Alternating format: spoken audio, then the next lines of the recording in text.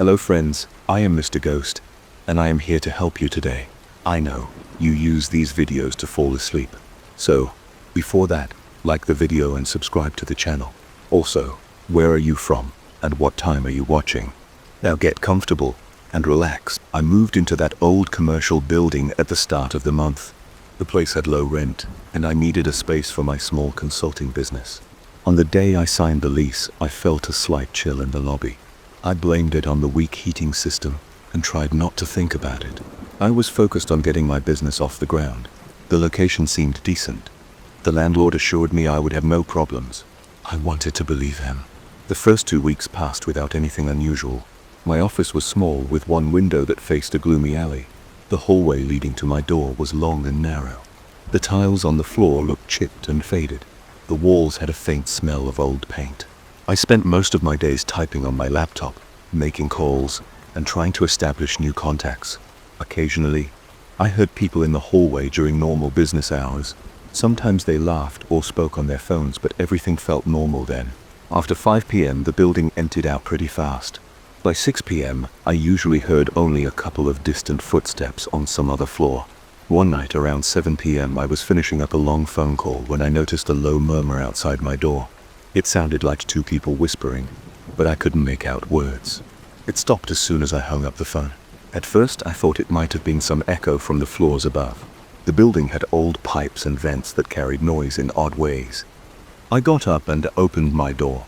The hallway was dark, with only a small emergency light on one side. I didn't see anyone. I stepped out, listened for a few seconds, and heard nothing. I shrugged it off. The next night, the same thing happened. I was filling out some online forms at 7:15 p.m. when I heard soft voices in the hallway. I couldn't tell if they were male or female. The sound was muffled, like someone speaking through a thick wall. I walked to the door and opened it. Silence again. I turned on the corridor lights, which flickered once before stabilizing. Nobody was there. I walked up and down the corridor. I didn't hear anything else. I went back into my office and locked the door. After that, I started feeling uneasy. It wasn't strong at first, but over time the feeling grew. Every evening around the same hour, those voices returned. They were never loud, never clear. They just lingered in the background, barely audible. My neck hairs stood on end whenever I heard them. My stomach felt tight. My pulse kicked up a notch. And I found myself staring at the door waiting for the sound to stop. I tried to ignore it, but I couldn't. One Friday I stayed even later than usual. I had a big project deadline coming up. I was alone on my floor. It was around 8. The lights in the corridor were off except for the emergency lamp at the far end. I could see a faint glow under my door. Then I heard the voices again. This time they didn't stop right away. It felt like they were right outside my door, just a few feet away. My heartbeat pounded in my ears. I stood up quietly, not wanting to make any noise. I crept to the door and hovered there listening. I could hear the faint hum of the building's ventilation system. Over that hum, the whispering seemed to continue. It had a strange rhythm, like people talking in short bursts. I couldn't catch any actual words. My throat felt dry. My palms were sweating. I reached for the doorknob, took a breath, and pulled the door open fast. The corridor was empty. The voices vanished. I stepped out and left my door open behind me. The hallway was chilly. The air felt heavier than usual. I walked toward the elevator area, thinking maybe I'd find someone. The elevator doors were closed, and the panel showed that all the cars were idle. I waited a minute, hoping I'd catch some sign of movement. Nothing happened. I went back to my office, locked the door, and decided to finish my work as quickly as possible. Over the weekend, I told myself it was probably just old pipes or something similar. I tried to rationalize it, but on Monday I arrived early in the morning and saw the security guard at the reception desk. I told him I had been hearing noises. He looked at me, scratched his head, and said sometimes the building creaked or carried sound from upper floors. He said it wasn't anything to worry about. Then he joked that the building was old enough to have some ghosts. I forced a smile and changed the subject. I didn't want to push the matter too hard. For a few days, nothing unusual happened. Then, on Wednesday evening around 7:30 p.m., I was getting ready to leave when the voices came back. This time I felt more annoyed than scared, at least initially. I wanted to figure out where the noise was coming from. I grabbed my phone and turned on the voice recorder app. I stood near the door, trying to capture the sound. My heart was pounding again, and my hands felt clammy on my phone. I listened for about a minute. I heard muffled whispers that seemed a bit louder. I yanked the door open and walked into the corridor, phone in hand, still recording. I said, "Hello?"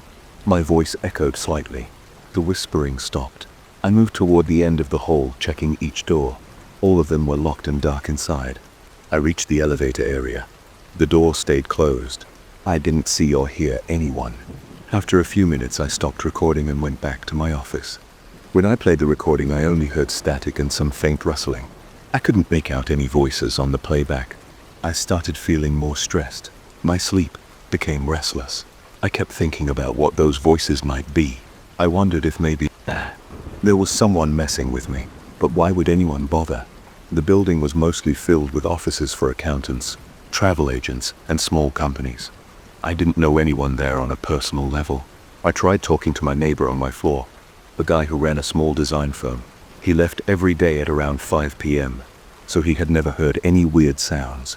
He shrugged and said it was probably the old ventilation system. After another week of these whispers, I noticed something else, the sense of being watched.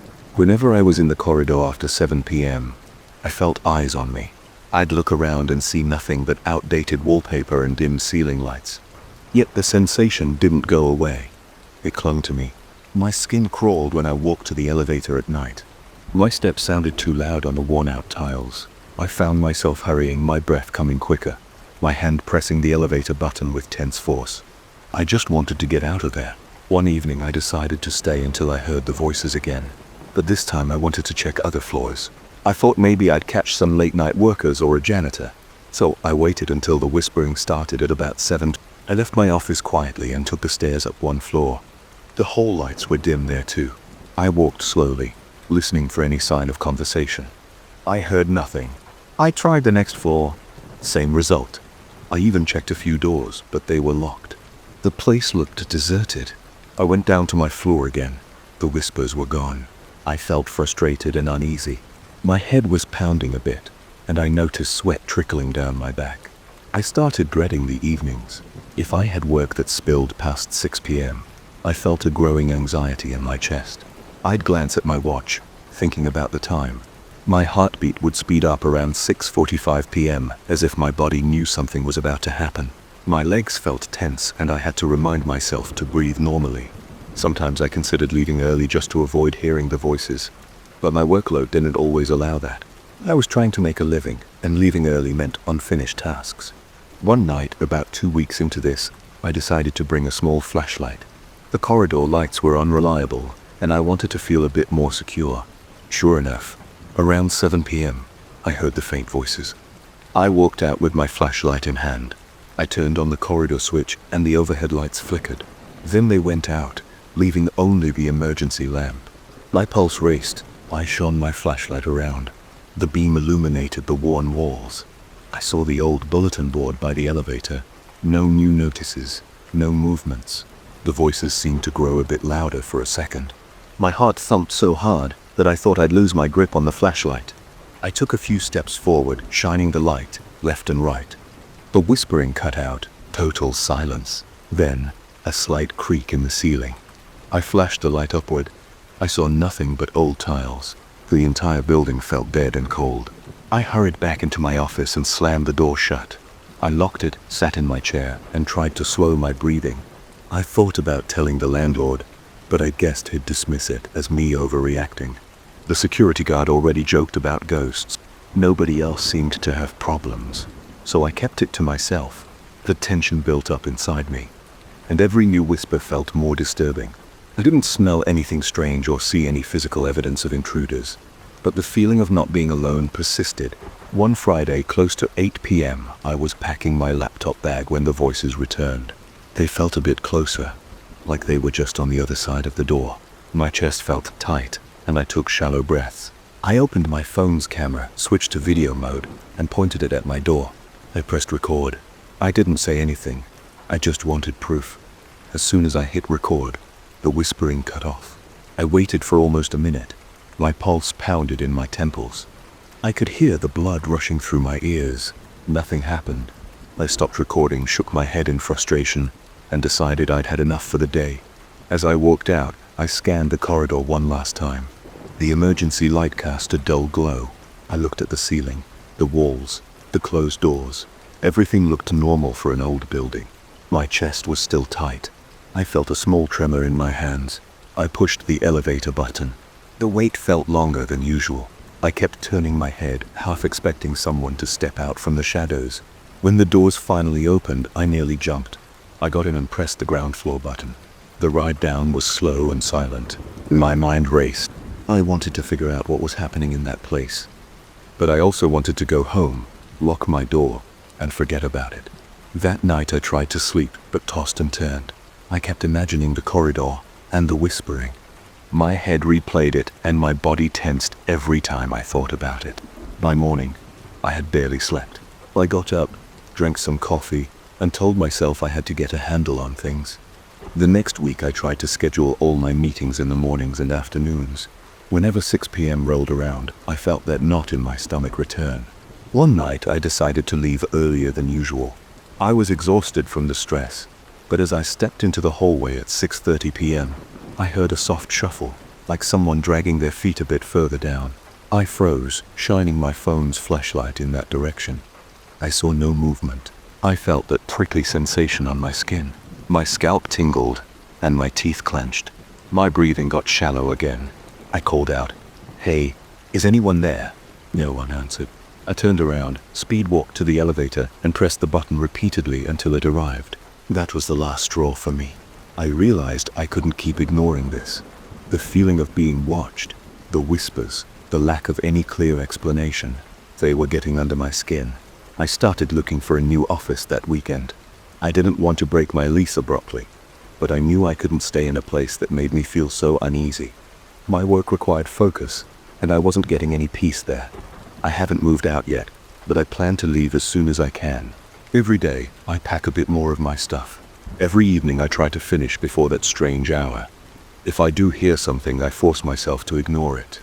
My body still reacts though. My hands sweat, my chest tightens, and my mind races. I'm just waiting for the day I can hand in my notice and find a more normal building. Until then, I deal with the tension and that nagging sense that something in the corridors is not quite right. I had just come back from a work trip when I spotted this used stereo system for sale. It was on display in a small second-hand electronics shop near my apartment. The price was decent and it looked clean. I thought it would be nice to have an older, more solid piece of equipment. I liked the design and it seemed like a good deal.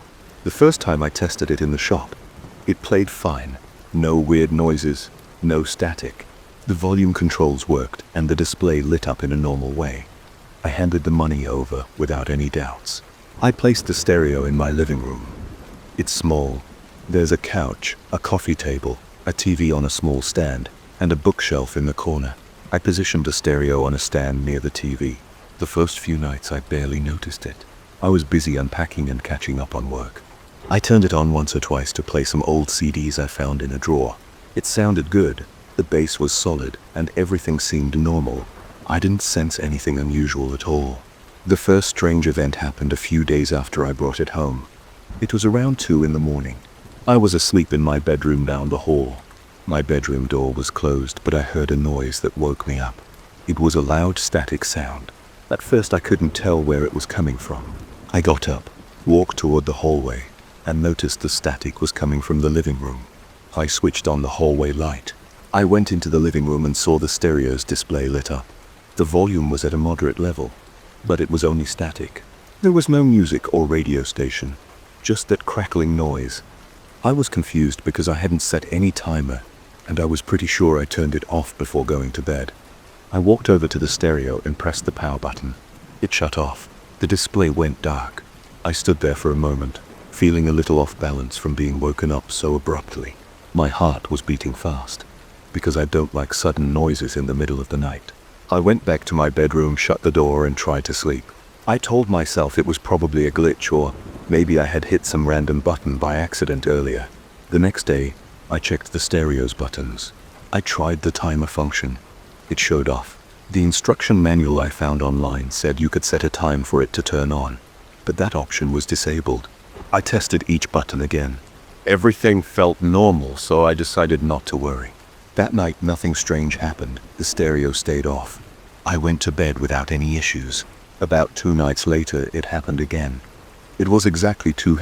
I know that because I looked at the clock on my phone when I woke up. The same static was blasting from the living room.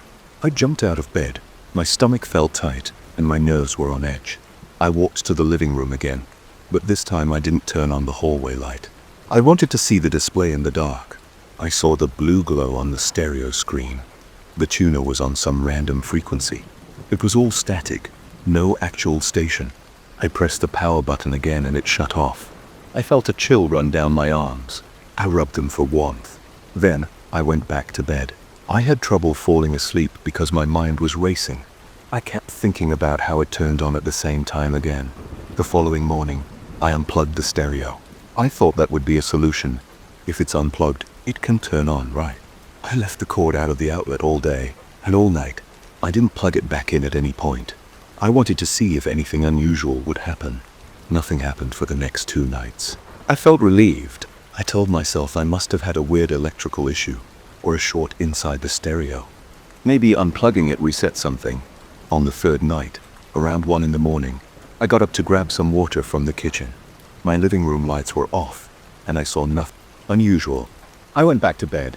Then, at exactly 2 in the morning, I heard the static again. My eyes snapped open. The sound wasn't as loud as before, but it was there. I felt the hair on my arms stand up. I got out of bed slowly. My mouth was dry. I walked towards the living room. The stereo's cord was still unplugged. I saw the plug sitting on the floor. The display was lit. The static was softer, but still noticeable. It was like some faint, crackling noise coming from the speakers. I leaned in and looked at the display. It showed the same random frequency as before. The volume numbers were around halfway. The power indicator was on. I took a step back because I felt a rush of adrenaline. My heart was pounding. I was sure this wasn't normal. I stood there watching it, my brain trying to find a logical explanation. Maybe there was still some charge inside the stereo, like a big capacitor holding power. But it had been unplugged for days. That made no sense to me. I reached behind the unit and felt the cool plastic. There was no sign of heat or anything strange. I pressed the power button again. The display went dark. The static stopped. Then, I just stood there in silence. I didn't sleep well that night. The next morning, I decided to inspect everything more carefully. I removed the outer casing of the stereo with a screwdriver. I have some basic knowledge of electronics, though I'm not an expert. I looked at the circuit boards. I didn't see any obvious burn marks or corrosion. The wiring seemed intact. The fuses were fine. Nothing smelled strange. I used a flashlight to check every corner inside. I didn't find loose connections. After that, I put the casing back on, still feeling uneasy. I called a friend of mine who used to fix old electronics. I told him what was going on. He said it might be a faulty power switch or a timer circuit problem. He joked about it being haunted, but I didn't find that funny at the time. He offered to swing by the following weekend to check it out. I agreed. I put the stereo aside, still unplugged, and tried to go about my week as usual. But that week was stressful. Work was busy and I had deadlines. My boss kept calling me at odd hours. I wanted to focus on my job, but every night I felt a growing tension in my chest around midnight. I kept waiting for that static to start. Sometimes it didn't. Sometimes I'd wake up at 2 in the morning on my own, and there would be silence. I'd stay awake for minutes, feeling my pulse, listening for any faint noise. Then I'd drift back to sleep, sweaty and anxious. On Thursday night it happened again. The static blasted at exactly 2 a.m. I was already on edge, so I jumped out of bed the second I heard it. My legs felt shaky. I rushed into the living room. It was dark and the stereo was lit up, following the same routine. I reached behind it, yanked out the cord. Even though it was already unplugged from the wall, the other end was still attached to stereo's back. I removed it completely from the unit. The static faded, but it didn't stop abruptly. Instead, it kind of sputtered out over a few seconds, almost like it was draining. Then it became silent. I stood there holding the cord in my hand, my breathing fast. I could feel my heart thudding in my ears. I said out loud, "What the hell?" My voice echoed in the quiet living room. I stared at the stereo. The display was now blank. The apartment felt cold.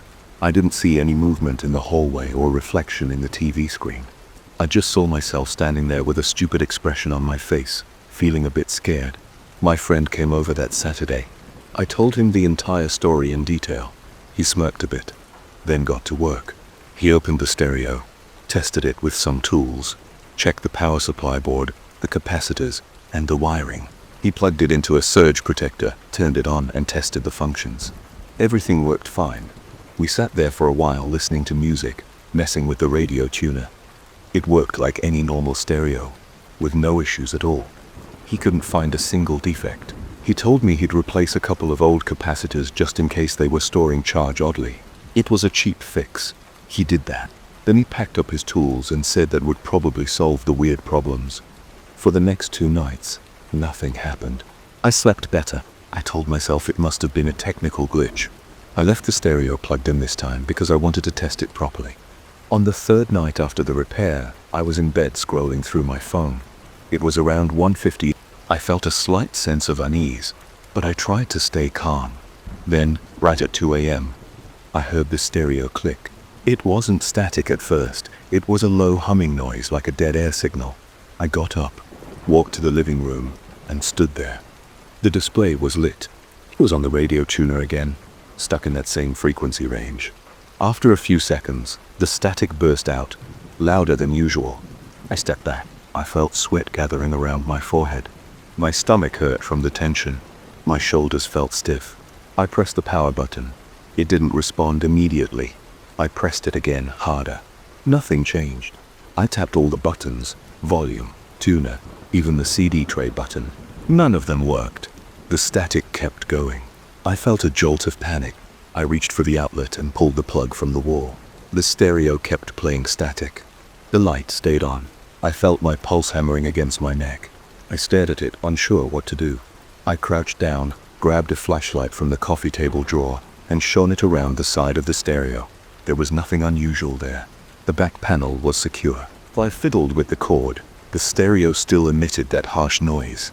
I decided to wait and watch. My eyes were locked on the display. After about a minute, the sound started fading. It went from harsh static to a softer crackle, then silence. The lights on the display flickered twice, then went out. I stayed in that position for at least another minute, not moving.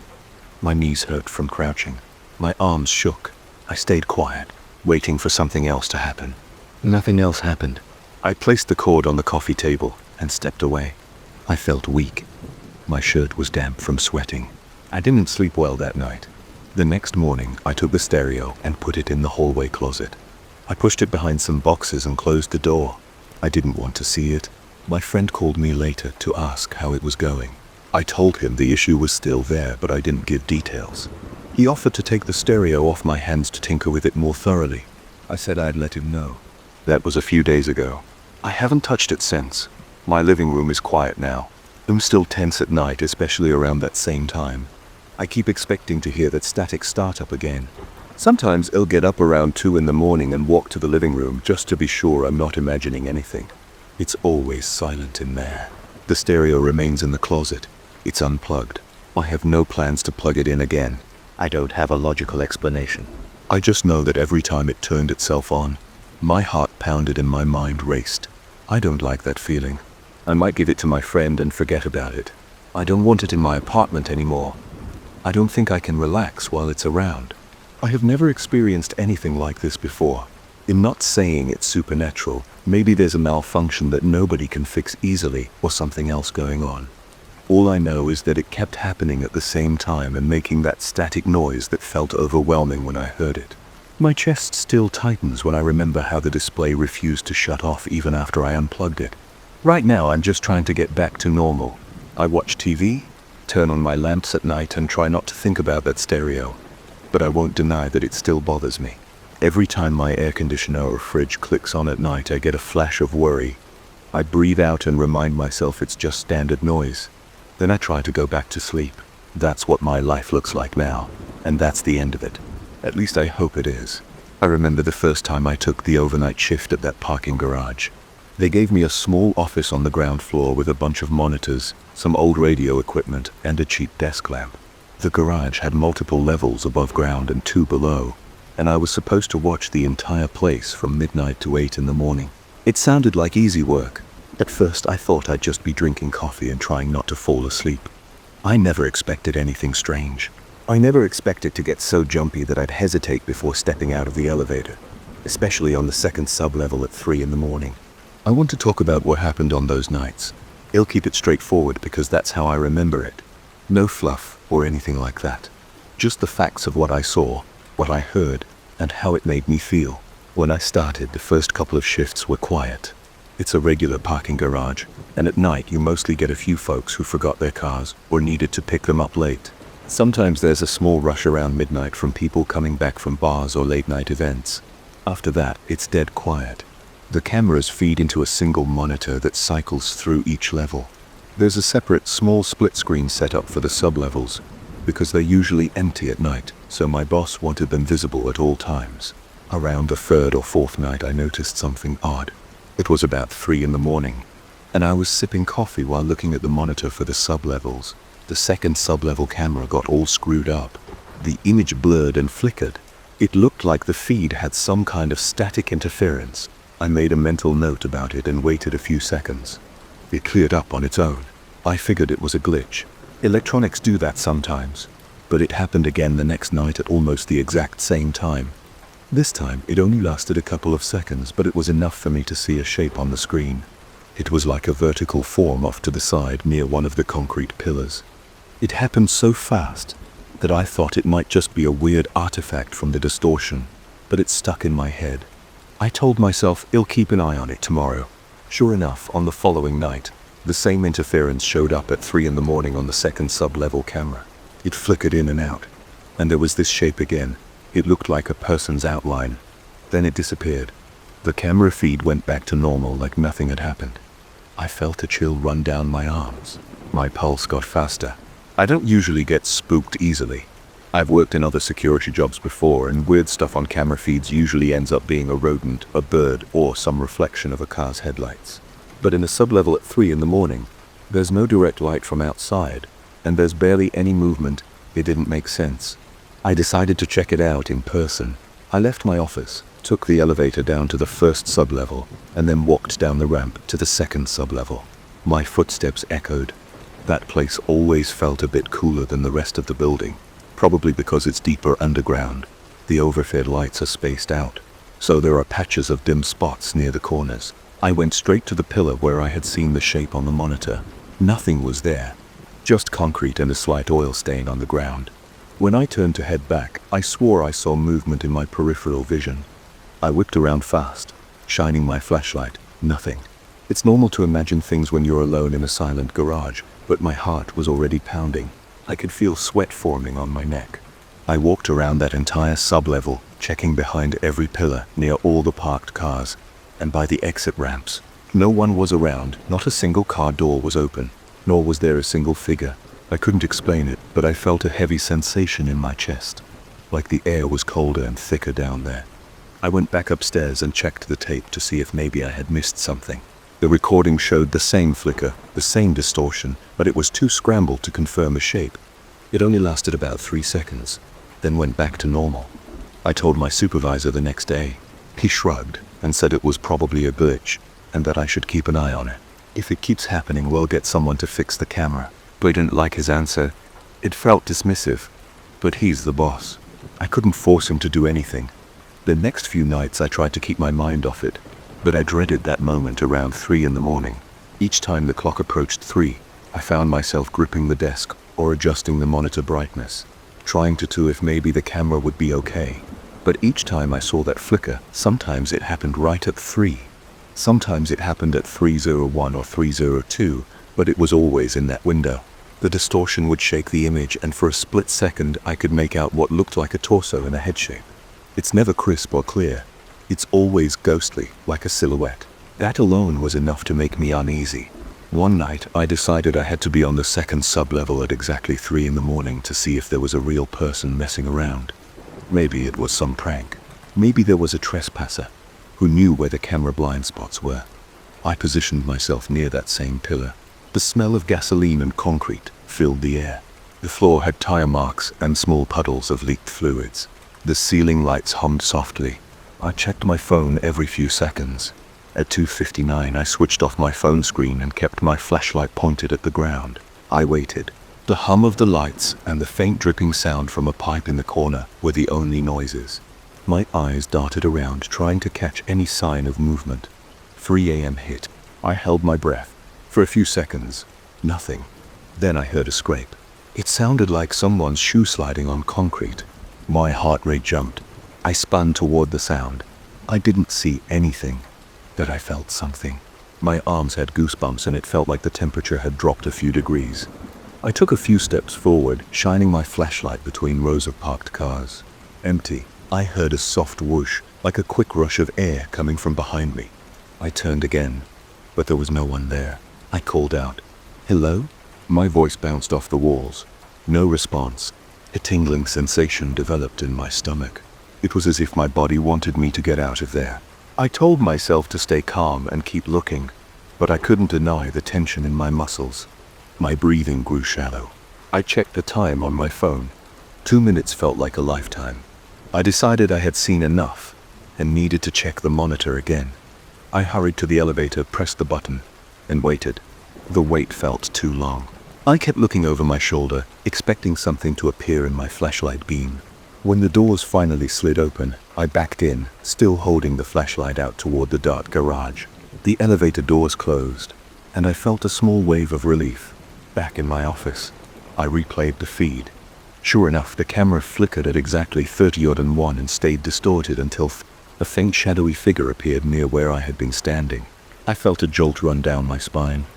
It looked close to me on the screen, but I hadn't seen it with my own eyes. It was as if it only existed in that electronic distortion. After that, I started dreading the second sublevel. Every time I did rounds, I felt my skin crawl when I got off the elevator. I'd shine my flashlight around quickly, not wanting to linger. My body would tense up, and my mouth would go dry. I'd check the corners, pillars, and back rows of cars. Nothing. Then I'd hustle back to the elevator. Sometimes I thought I heard faint footsteps echoing, or a low scrape against the floor. Other times I felt a slight breeze that shouldn't have been there, but I never saw anyone in person. I also noticed that nothing odd ever happened outside that 3 o'clock morning window. During the rest of the night, the camera feed was stable. No strange shapes, no flickering. It was like clockwork. At 3 a.m., the camera glitched, and I felt this heavy unease. After a while, I tried telling a coworker about it when I saw him before my shift.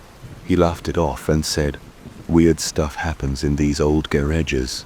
He didn't seem too interested. I talked to the building manager once. He said they'd had a few complaints about random interference on that level, but no one ever followed up. He figured it was a wiring issue.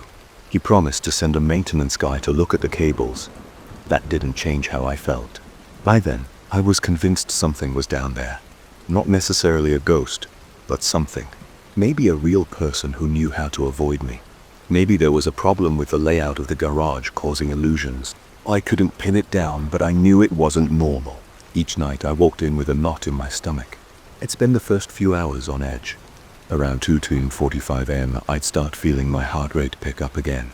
My hands would get clammy and I'd keep looking over at the split-screen sub-level feed.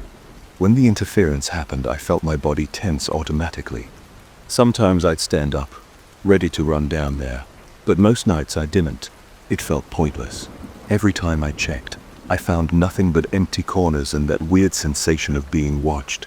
One night, about 2 weeks into this, I was sitting there watching the main monitors. Around 2:30 a.m., I heard a distant clang from somewhere in the building. It wasn't on the cameras, so I got up and walked the levels with my flashlight and radio.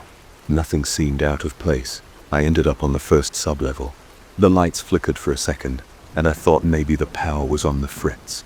Then I heard a metallic thump below me, like something hitting a pipe or a guardrail on the second sub-level. My breathing quickened. I really didn't want to go down there alone, but it's my job, so I took the ramp down. When I stepped onto the second sub-level, the place felt colder than usual. I could smell damp concrete. My flashlight beam shook a little because my hand was shaking. I checked behind each concrete pillar.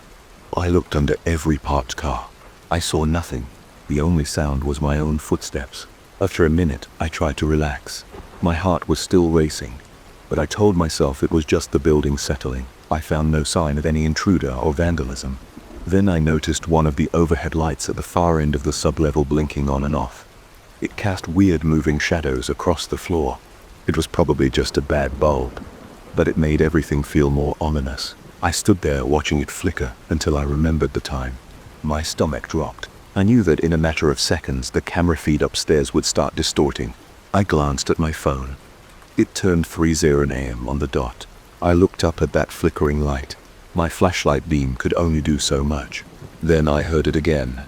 That soft scraping sound like a shoe dragging across the floor.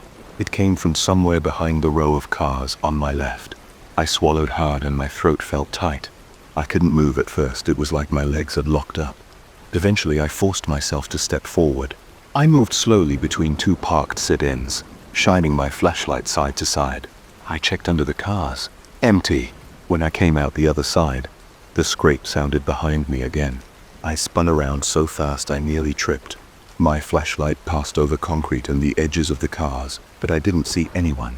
I thought I saw a dark shape vanish behind a pillar, but when I aimed my flashlight there, it was gone. That's when the overhead light stopped flickering. The garage was suddenly evenly lit again, which made the shadows disappear, but it felt even more unsettling, because I had nowhere to blame the darkness. Everything was visible, yet there was nothing there. I felt sweat running down the back of my neck. My heart thudded so hard in my chest that I could hear the blood pounding in my ears. The silence after the scraping noise was deafening. I called out, "Is anyone here?" But I got no answer. I felt that same chill like a breeze passing by. It cut right through my uniform and I shivered. I decided I couldn't stay down there any longer. I walked quickly toward the elevator. My footsteps echoed. Every few steps, I glanced over my shoulder, expecting to see a shadow creeping up on me. I pressed the elevator button repeatedly, cursing under my breath for it to hurry up. When I got back into the office, the monitor showed the usual flicker. That was the last straw for me. I wrote a detailed report. I told my supervisor that I wasn't comfortable checking that sub-level alone at 3 in the morning anymore. He gave me a long look and said he'd consider assigning someone else or letting me do the sub-level lec earlier. But nothing really changed. I still do my rounds, and I still see that camera glitch at 3 in the morning. That shadow shape appears like a distorted outline, almost like it's testing my nerves. I do the bare minimum down there now. I keep my distance from that pillar. Every time I see the interference on the feed, I feel a surge of adrenaline, a tension in my chest that doesn't go away until after I've left the building at the end of my shift. I know some people won't believe me, but this is exactly what I've experienced. The repeated interference, the strange shape, the chills, and those scraping sounds. I haven't found a logical explanation yet. That's my story. I'm just a night watchman trying to do my job, but that second sub-level isn't right at 3 in the morning. I can prove it's anything supernatural or if it's just some bizarre technical glitch combined with my own nerves. All I know is, every time I'm in that garage at night, I keep one eye on the clock, because once it hits 3 a.m., I know something is going to happen down there, and I still don't have answers. I showed up at Miguel's house on a Friday afternoon, with 2 bags and a lot of curiosity. The place was smaller than I expected. It had a narrow corridor, a dusty living room, and walls that looked like they needed a fresh coat of paint. At first glance, it felt normal, like an older home that someone decided to turn into a budget-friendly lodging option. But something felt off. I noticed a door at the far end of the hallway that seemed different from the other doors. It was locked. Miguel pointed me toward the second door on the right and told me that was my room. I walked past that locked door and felt a slight chill. It was the kind of moment that raises the hairs on your arms. Nothing dramatic, just a subtle feeling that something wasn't right. I put my bags down in my room and looked around. It was plain. There was a single bed, a small desk, and a window that overlooked a backyard. The bedsheet smelled clean, which was good. I had arrived after a long bus ride, so I wanted to take a quick shower before heading out to explore the area. On my way to the bathroom, I passed the locked door again. This time I noticed a small gap at the bottom. The wood was a bit warped, probably from moisture. When I looked closer, I thought I saw a faint light flickering inside. It wasn't constant. It pulsed once or twice and then stopped. At the time, I brushed it off as a reflection of something outside. After my shower, I felt more relaxed. I changed clothes and went to the kitchen to get some water. Miguel was there cutting vegetables. I asked him about that locked door. He smiled in a weird way and said the room was full of old boxes and random stuff he hadn't organized. He mentioned that he never used it and that the key had disappeared months ago. He joked that he wasn't a handyman, so he never bothered to fix the lock or break it open. I laughed politely and let the subject drop, but I kept thinking about the light I saw. I told myself it was my imagination or a reflection from passing cars on the street. That night, I went to bed around 11. I was exhausted, but my sleep was restless. The hallway was dark, and the old pipes in the house made odd knocking sounds. Sometimes I would drift off and then wake up to a clank or a drip. At around 2 in the morning, I got up to use the bathroom. I heard a quiet scratching noise from the corridor. I opened my door slowly and peeked out. I saw a faint flicker of light underneath that locked door. It flickered, then went out, then flickered again. My heart started pounding. I stood there for a few seconds, watching that dull glow. It almost looked like someone was inside with a small flashlight, turning it on and off. Then it stopped completely. I went back into my room and locked the door. I had a hard time falling asleep. My mind kept replaying that sight. I wondered if Miguel was messing with me or if there was someone else staying in the house. Maybe he was renting that room out in secret, or there was a friend crashing there. But if that was the case, why lie about it? In the morning, I found Miguel in the kitchen again making coffee. I asked him if he'd gone into the locked room last night. He looked at me in a puzzled way, shook his head, and said he didn't go near it. He also said he was a heavy sleeper and rarely got up in the middle of the night. I told him I saw lights. He shrugged, said the hallway's electrical wiring might be causing weird reflections, and then changed the subject. His behavior felt evasive, but I didn't want to push too hard. I was there as a guest, and I didn't want to offend him. Later that day, I went out to pick up some supplies. I had planned to stay there for a couple of weeks. It was cheaper than a regular hotel, and Miguel had always been a decent acquaintance. We weren't close friends, but we'd known each other for a few years from a previous job. I figured maybe he was telling the truth about the junk in that room. Maybe the light I saw was just something else. But the memory stuck with me. That night I spent a couple of hours reading in my room. Around midnight, I heard a low hum, like static from an old radio. I turned off my bedside lamp and listened. The hum grew louder then softer, like it was coming from the other side of the hallway. I got out of bed, opened my door, and walked slowly toward that locked door. The rest of the house was silent. The hum sounded like voices, but drowned out by static, like a bad transmission. I kneeled and tried to look through the gap at the bottom of the door. I couldn't see anything except a faint glow. My heart was racing, and I started sweating. My mouth felt dry, and I realized I was holding my breath. I exhaled quietly and reached for the doorknob. It was locked. I turned it a bit harder, but it wouldn't budge. Then the light inside disappeared, and the hum stopped. Total silence. I stood there in the dark, feeling a knot in my stomach. Part of me wanted to knock or call out to see if anyone would answer, but I didn't. I went back to my room, locked the door, and stayed awake for hours. I thought circles around 100 different explanations. Maybe there was a faulty device inside. Maybe it was an old TV turning on by itself. Maybe someone was messing with me.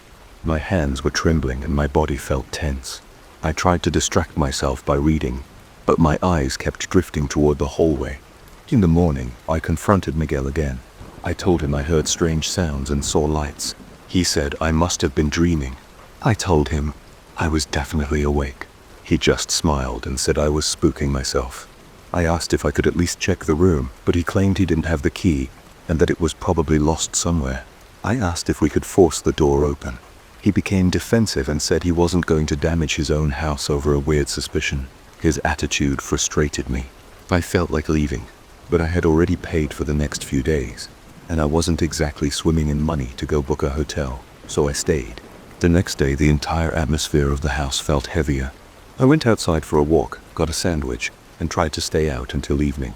When I came back, I noticed that the hallway smelled musty, like old fabric or damp cardboard. The locked door looked more worn than before, with chips in the paint and a small scratch near the handle. I placed my ear against it and listened. I heard faint rustling, like someone shifting boxes. I knocked softly. No response. I pressed my ear again. Nothing. Then I heard a quick shuffle, like feet moving over the floor. My heart beat faster, and my hands got clammy. I knocked again, louder this time. Still no answer. I went to find Miguel, but he wasn't around. I tried to distract myself by cooking dinner. The kitchen was cramped, but I managed to fry some eggs and warm up leftovers.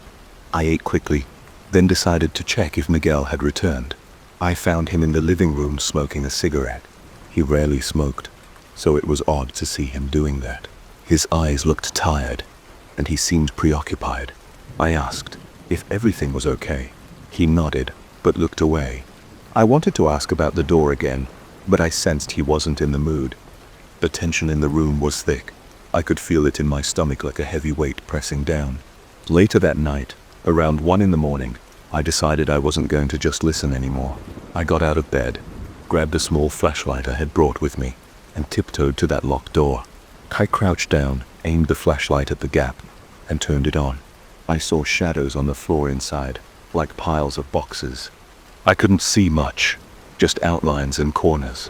Then a small point of light flashed inside the room like a response to my flashlight. My heart started racing. It flickered once, twice, then stopped. I felt like I was locked in some bizarre, silent conversation with whoever or whatever was in there. I turned off my flashlight and listened. I heard a soft hiss, like a whisper. It sent a chill through my entire body. It was gentle but eerie, like someone was speaking in the lowest possible voice. I tried the door again. It was still locked. I jiggled the knob and heard movement inside, like something or someone shifting around. My breath became shallow and I could hear my pulse pounding in my ears. I leaned my forehead against the door, feeling a rush of adrenaline. I wanted to kick it open, but didn't have the nerve. I whispered, "Hello? Is anyone in there?" No response, just silence. I crept back to my room, lay down on the bed and stared at the ceiling. My mind wouldn't stop racing. My gut told me something was very wrong. Miguel's behavior, the lights, the sounds, it all felt too deliberate to be random. I barely slept. The house was quiet for the rest of the night, or I was too lost in my own thoughts to notice anything else. The next morning I went to Miguel and told him plainly, "I think there's someone in that room. I heard noises. I saw lights. I heard a whisper." He refused to look me in the eye. He mumbled something about old electrical problems and insisted the door stayed locked. I asked if we could call a locksmith to open it and check. He said no. We argued. He got angry and told me that if I didn't like his house, I could leave. I was tempted to walk out right then, but my curiosity was stronger than my pride. I told him I'd stay until the end of the week as planned. He just nodded, stubbed out his cigarette, and walked away without another word. Over the next few days I tried to ignore the situation. I went about my business exploring the town, eating out, and coming back to the house only to sleep. But every night, the same pattern repeated. Around midnight or 1 a.m, I'd see those lights under the door, or hear that static-like hiss. Sometimes I could swear it sounded like multiple voices. Other times, it was just a soft glow with no sound. I kept telling myself I was only hearing things, but my instincts told me otherwise. By the end of the week, I was on edge. I felt jumpy, as if I were constantly looking over my shoulder. I confronted Miguel one last time before I left. I asked him to be honest with me about what was in that room. He said it was just clutter and nothing more. I asked why I kept seeing those lights. He shrugged. I asked why I heard whispers. He said the pipes were old, and maybe water pressure was causing odd sounds. I knew he was lying. He looked uncomfortable, brushed me off, and left the room. I packed my bags the next morning and took one last look at that locked door. The paint was peeling, and there was dust along the edges. It stood there, silent and mysterious. Part of me wanted to kick it open, but I didn't. I left the key to my own room on the kitchen table and walked out. On my way down the corridor, I thought I caught a tiny flicker of light from under that door. I paused, but I didn't investigate any further. I caught a bus out of town and tried to clear my head during the ride. Even now, I still don't have a clear explanation. I keep wondering what was really inside that room, and why Miguel acted so strangely about it. I never got a straight answer from him. Sometimes I wonder if there was an actual person in there, or if it was just something electrical. The low hiss and the flickering lights stay in my memory, like a looping tape I can't erase. I don't tell too many people about it because it sounds ridiculous, but I know what I saw and heard. I remember the locked doorknob, the flicker of light, and the low static that sounded like whispers. It felt like that door had its own pulse. Even now, I can shake the uneasy feeling I had in that hallway. It's like the house was alive in some corner I couldn't reach, and that room stayed locked, holding secrets it'll probably never uncover. I never thought I'd hear footsteps in an empty corridor at night, but that's exactly what happened. I wasn't prepared for it. I was just doing my job. I want to explain every detail so you can understand why I don't work at night anymore. My name is Daniel, and I'm in charge of a small building materials warehouse. It's not a fancy place. We have shelves, pallets, boxes, and a few offices up front. The business itself isn't big, but we handle enough stock that I need to stay organized. The warehouse is basically a big concrete box with tall metal racks and a few fluorescent lights. During the day, it's just me and a couple of workers. We unload trucks, store materials, and keep things neat. But on some nights I have to do inventory checks alone, because it's easier when nobody else is moving things around. This particular night, I stayed late because the numbers weren't adding up. I had a clipboard with me and a small flashlight. Our overhead lights sometimes flicker, and a few sections of the warehouse are dim, so I like having the flashlight handy. It was a normal evening at first. I locked the front door so nobody would come in. I turned off most of the overhead lights except for the areas I needed to check. The place was quiet. I only heard the buzz from the old lights and the slight hum from the mini fridge in the break area. I started around 7 p.m. and planned to finish by 9 p.m. I figured I'd count the sacks of cement, check the boxes of screws and nails, and confirm the metal beams. It shouldn't have taken long, but I was meticulous. I recounted a few times because the earlier days' numbers looked off. That's how I lost track of time. Before I knew it, it was pushing 10:30. I remember looking at my watch and feeling a bit uneasy. I don't usually stay that late. The warehouse has rows and rows of tall shelves. After the overhead lights go off in the far sections, those shelves look like dark walls. I felt a little jumpy but told myself to get it done. It's just me in there. Nobody else had a key, and the place was locked. I walked down one of the main aisles to our small side corridor, which is normally stacked with boxes of tile. The corridor leads to the back entrance we rarely use. That area is always dark because the overhead light there burned out a few months ago. We put it on a list of repairs but never got around to doing it. I only had my flashlight. The corridor was quiet and I didn't see anything unusual. I climbed a small stepladder to check the top boxes, being careful not to slip. As I was counting, I thought I heard something. It sounded like footsteps crossing the concrete floor, not a shuffle or random creak, but distinct steps like boots. 3 or 4 steps in a row. I froze.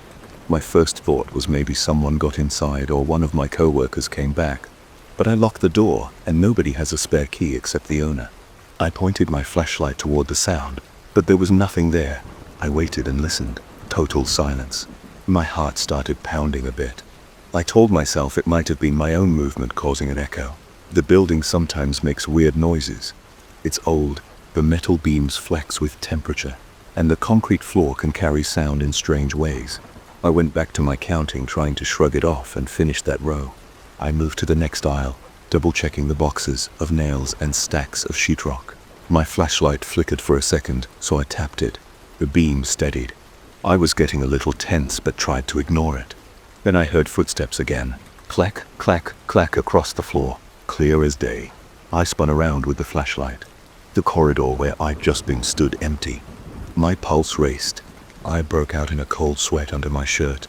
I had this sudden urge to call out. Hello? Who's there? But my throat felt dry. I managed a weak hello. No response. No movement. Just that buzzing sound from the lights in the background. I walked over to the corridor, my steps slow and deliberate as I held the flashlight in front of me like I expected someone to jump out. But the corridor was empty, and those tall piles of boxes were undisturbed. I checked the back door. It was still locked from the inside, the bolt secured. There was no sign anyone had gotten in. I forced myself to keep going. I thought maybe I was just on edge. I glanced at my watch. It was around 10. I decided I'd do one more aisle and call it a night. I grabbed my clipboard, took a deep breath, and went to the section where we keep the bags of cement to mix. It's near the center of the warehouse, where the main overhead lights were still on. It felt safer there. I started counting the stacks, noting each pallet on my sheet. I was determined to finish as quickly as possible. That's when I heard it a third time. Those steps were even louder, like someone walking with purpose. It came from that same corridor. This time it wasn't just a few steps. I heard what sounded like a slow pace coming down the length of the corridor, each step distinct. I felt a flash of fear. My body tensed. The hair on the back of my neck stood up. Sweat rolled down my temple. My brain was telling me something was off. Nobody should be there, yet the sound was so clear. I shouted, "Who's in here? This is private property." My voice echoed off the concrete walls. The footsteps stopped. Immediately after they stopped, the entire warehouse fell silent. It was as if everything was holding its breath. I just stood there frozen, my flashlight shaking in my hand. My heart thumped in my chest. I kept waiting for someone to answer, show themselves, or run, but nothing happened. I tried to gather the courage to go look again, but my feet felt heavy. After a few seconds, I forced myself to move. I walked toward the corridor, my hands trembling. I scanned the flashlight beam across the floor, up the walls, and through the rows of boxes. No one was there. I saw no movement, no shadow, nothing. The corridor was the same. Boxes neatly stacked, the path clear. I rubbed my forehead. A headache was forming from stress. I told myself maybe I was hearing echoes again, or maybe an animal had gotten in. Though those footsteps sounded too big for a rat, I decided to finish the count and get out. I headed back to the pallet area, wrote down a final number, and began to gather my stuff. I was stepping away from the pallets when I heard a loud crash. It sounded like something heavy falling over. I nearly dropped my clipboard. The noise echoed through the warehouse. It came from that same corridor. I felt a jolt in my chest. That was not just footsteps. Something actually fell. I started breathing fast. My mind raced. Was there an intruder messing with me? Had a stack of boxes collapsed? I didn't want to check, but I had no choice. I walked down the aisle, each step feeling heavier. My flashlight beam bounced off the walls because my hand was shaking. The corridor was dark, so I followed the sound carefully. When I reached the spot, I saw one of the boxes on the ground, turned on its side. It looked like it had been knocked off a short stack. This box held small tiles. They were partly spilled out on the floor.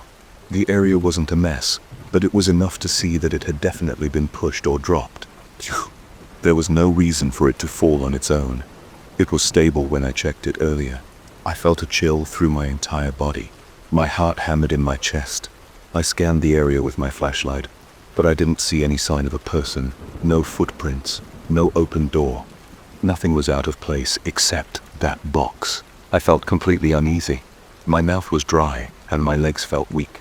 I thought maybe I should check behind the larger stacks, but some instinct told me to get out. It felt wrong to stay. I was convinced I was alone, yet I had no explanation for what just happened. I took a few quick photos on my phone, thinking I might need to show someone. Then I grabbed the box and set it upright. But my hands were shaking so badly that I almost dropped it again. My chest felt tight. I looked around one more time, shining the light into every corner. The entire place seemed still and silent, like I was the only living thing there. But my nerves were shot. I couldn't stay. I walked back to the main section, picked up my backpack, and headed straight to the front door. As I left, I locked up behind me, checked the handle twice, and walked to my car in the empty parking lot. It was quiet outside, and the streetlights cast a dim glow. I sat in my car for a moment, trying to process what had happened. My breath felt shaky. My shirt was damp from sweat. I kept replaying the sounds in my head, footsteps in a place with no one around, then a box knocked over. I tried to rationalize it. Maybe there's a weird acoustics effect. Maybe a rodent nudged the box. But the footsteps sounded too real, too precise. And that box was stable before I got home around midnight. I couldn't relax. I tossed in bed for hours, picturing that dark corridor and imagining someone standing there just beyond the flashlight's reach. The next morning, I told my co-workers what had happened, but I felt embarrassed. I described hearing footsteps and finding a box on the floor. A few of them joked it was a ghost. One thought maybe a homeless person snuck in. Another suggested an animal. Nobody had a definitive answer. I checked the security cameras, but we only have them near the entrance, not in the side corridor. The footage showed no one entering or leaving except me. Since that night, I won't do inventory checks after dark. He'll come in early before the shift starts, or he'll do it on a weekend morning when there's some sunlight. I don't care if it means rearranging my schedule. I just can't stand the idea of being alone in that silent warehouse late at night, thinking I might hear those footsteps again. I tried to put it out of my mind, but it stuck with me. Anytime I hear a random noise in there, I get that same uneasy feeling, like I'm waiting for something to show itself. Over time, I convinced myself it must have been some fluke, maybe stress, or the building's weird acoustics. But there's still a part of me that can't explain the box getting knocked over. If it was balanced fine earlier, what made it fall? It's not like we had an earthquake or a big vibration, and those footsteps were so distinct. Whenever I think about it, my stomach clenches. I feel that tension in my shoulders. Even writing down inventory numbers by the corridor during the day makes my hands tremble a bit. I told my boss about it. He didn't laugh or anything. He just looked at me like he didn't quite believe it. But he wasn't going to question it too much. He said if it bothered me that much, I could do the counts during normal business hours. So I do. I haven't stayed past 8 p.m. since then. I make sure all the lights are off and the door is locked while there's still sunlight. I double check everything before leaving. Then I go home. I let nighttime emptiness belong to itself.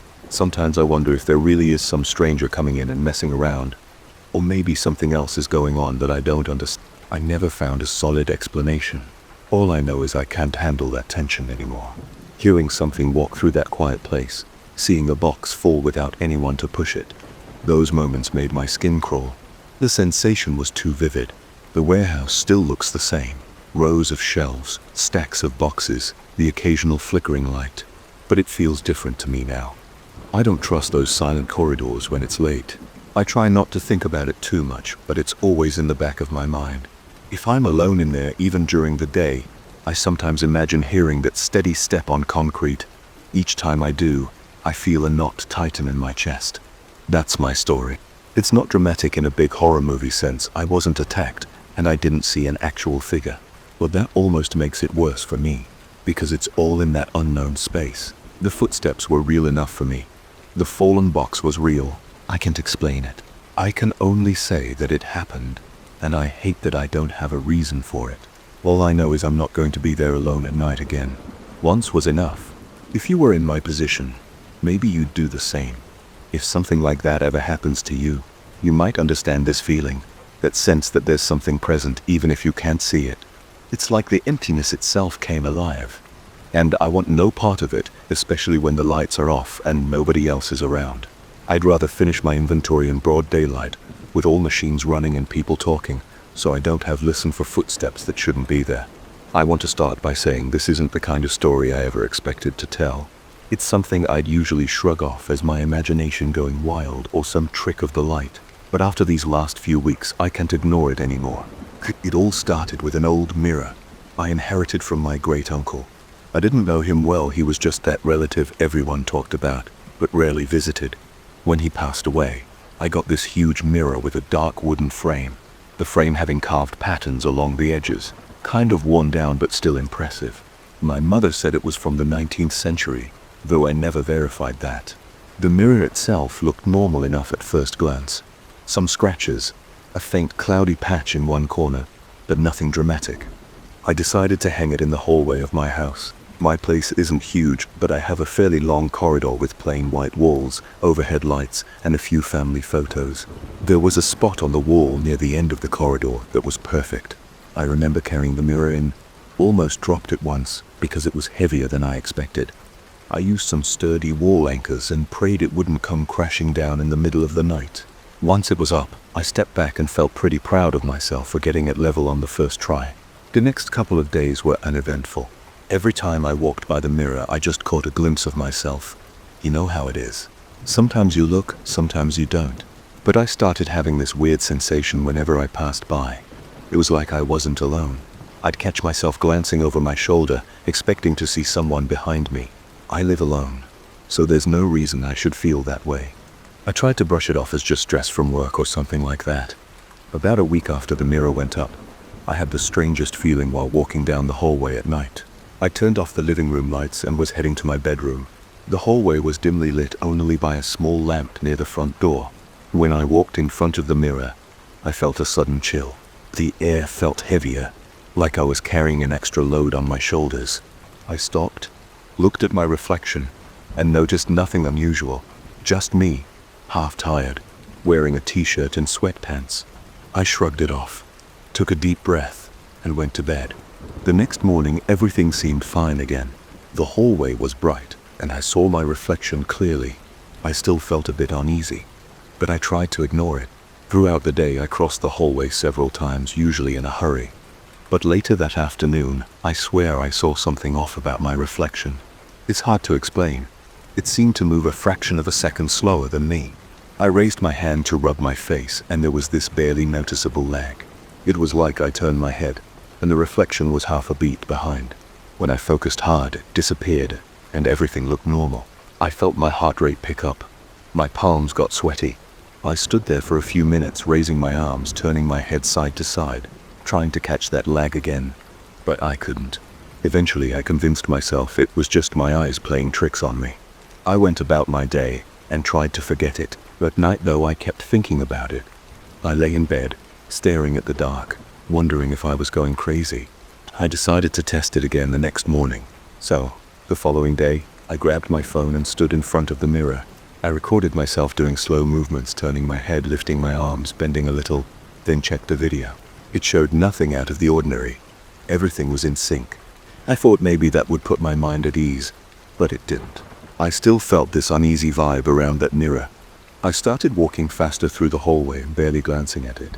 I kept telling myself there was nothing there, but the feeling wouldn't go away. One evening, I came home late from work. The hallway was dark, and I felt that chill again. I hurried to switch on the lights.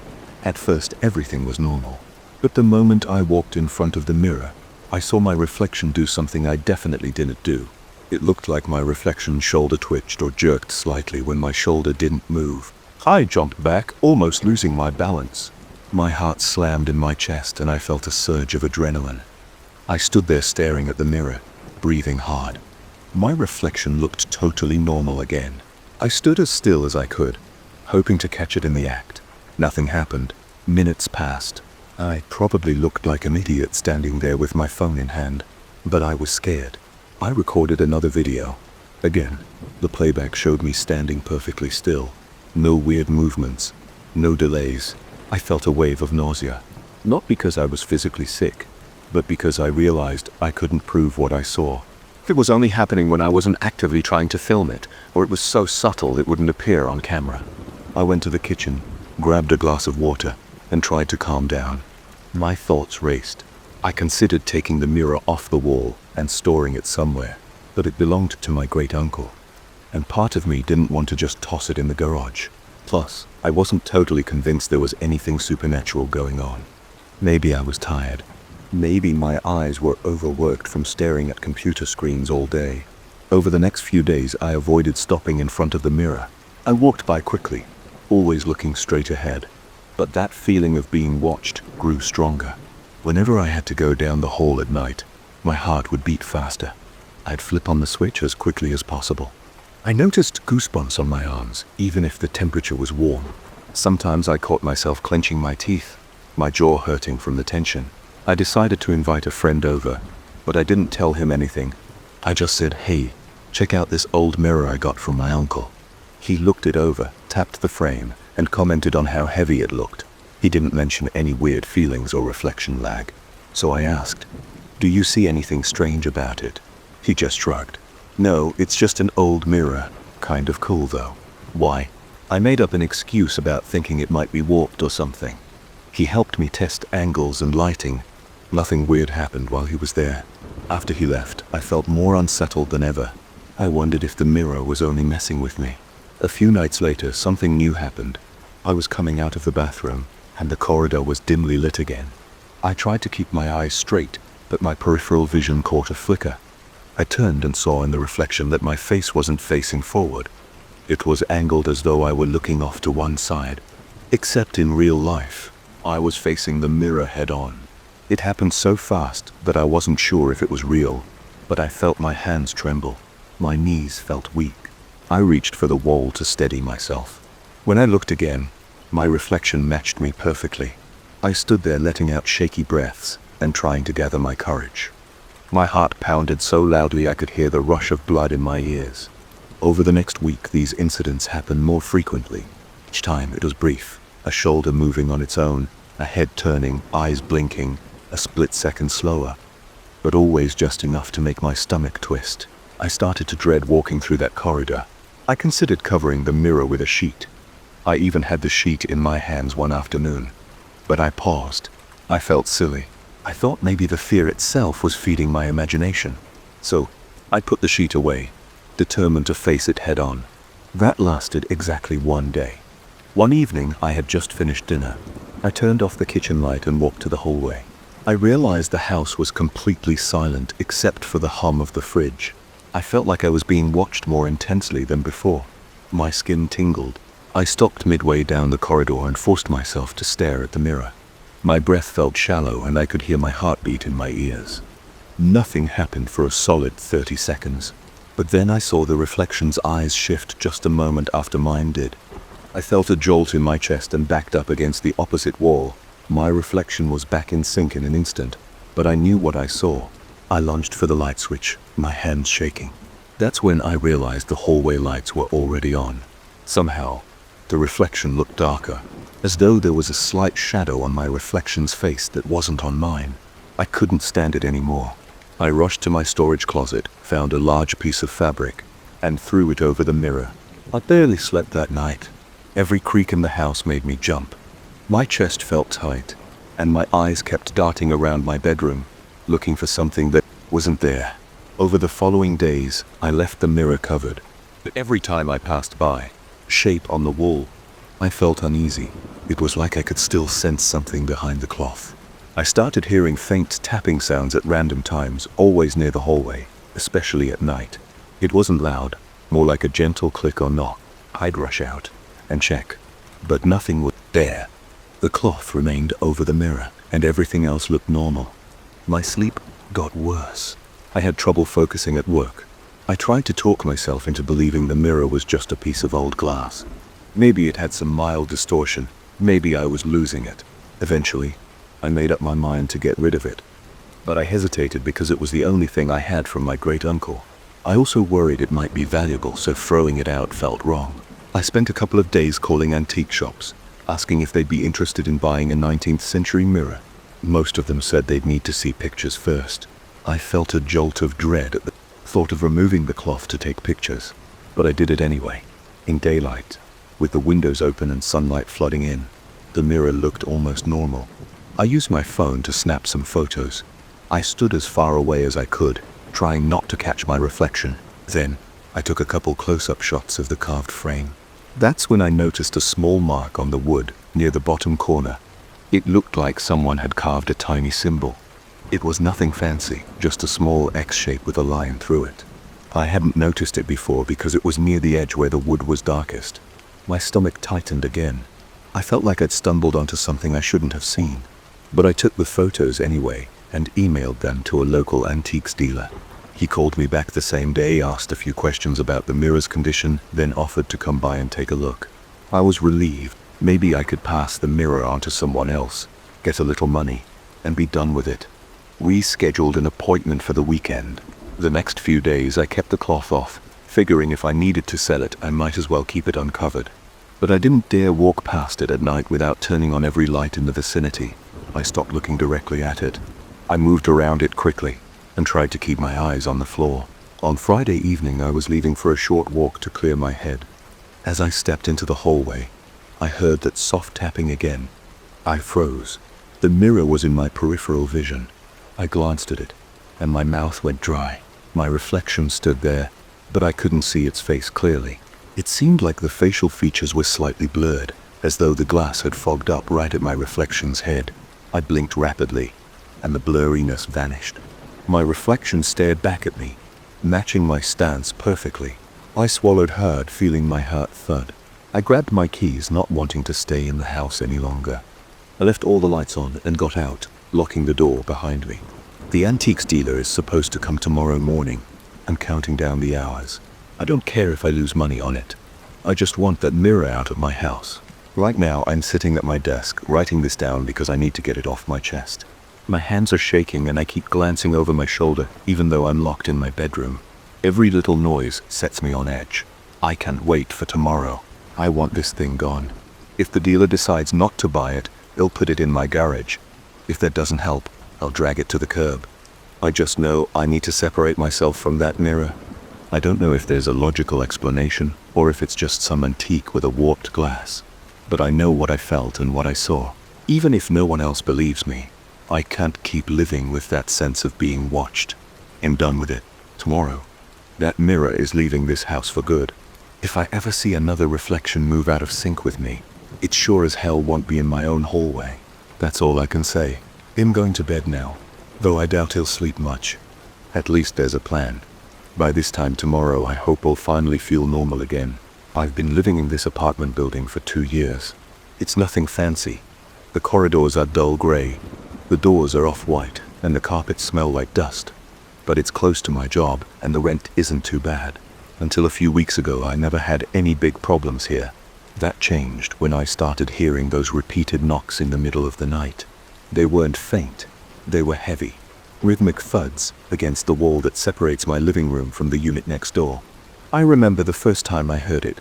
It was around 1 a.m., and I was on my couch flipping through channels. The knocking started like someone striking a hammer against concrete. Thump, pause, thump, pause. The sound was steady. It made my heart race because I thought, who the hell is doing construction at this hour? I got up and pressed my ear to the wall. My pulse pounded in my temples.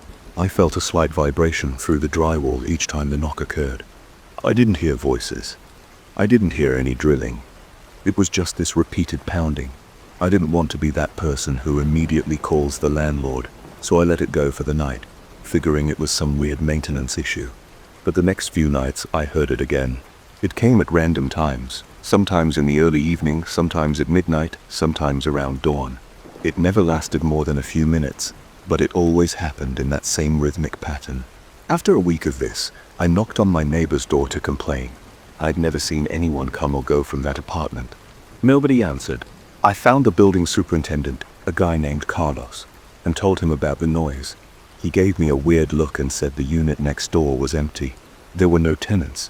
The owner was trying to rent it out. He seemed puzzled but not overly concerned. He told me he'd check it out. A couple of days later, I still heard the noise. I told Carlos again, and he shrugged. He said he had gone inside the apartment that morning, and it was completely empty. No furniture, no boxes, no tools. He said he looked around and found no signs of activity. I asked if maybe the building's pipes were causing the noise, but he insisted the pipes in that wall were for water supply, not something that would create pounding. I felt uneasy. It's not that I believed in ghosts or anything. I just hated not knowing what was going on. The noise disturbed me. It made me feel like I was never alone, even when I was supposed to be. I kept the TV or music on all day, just to distract myself from the quiet.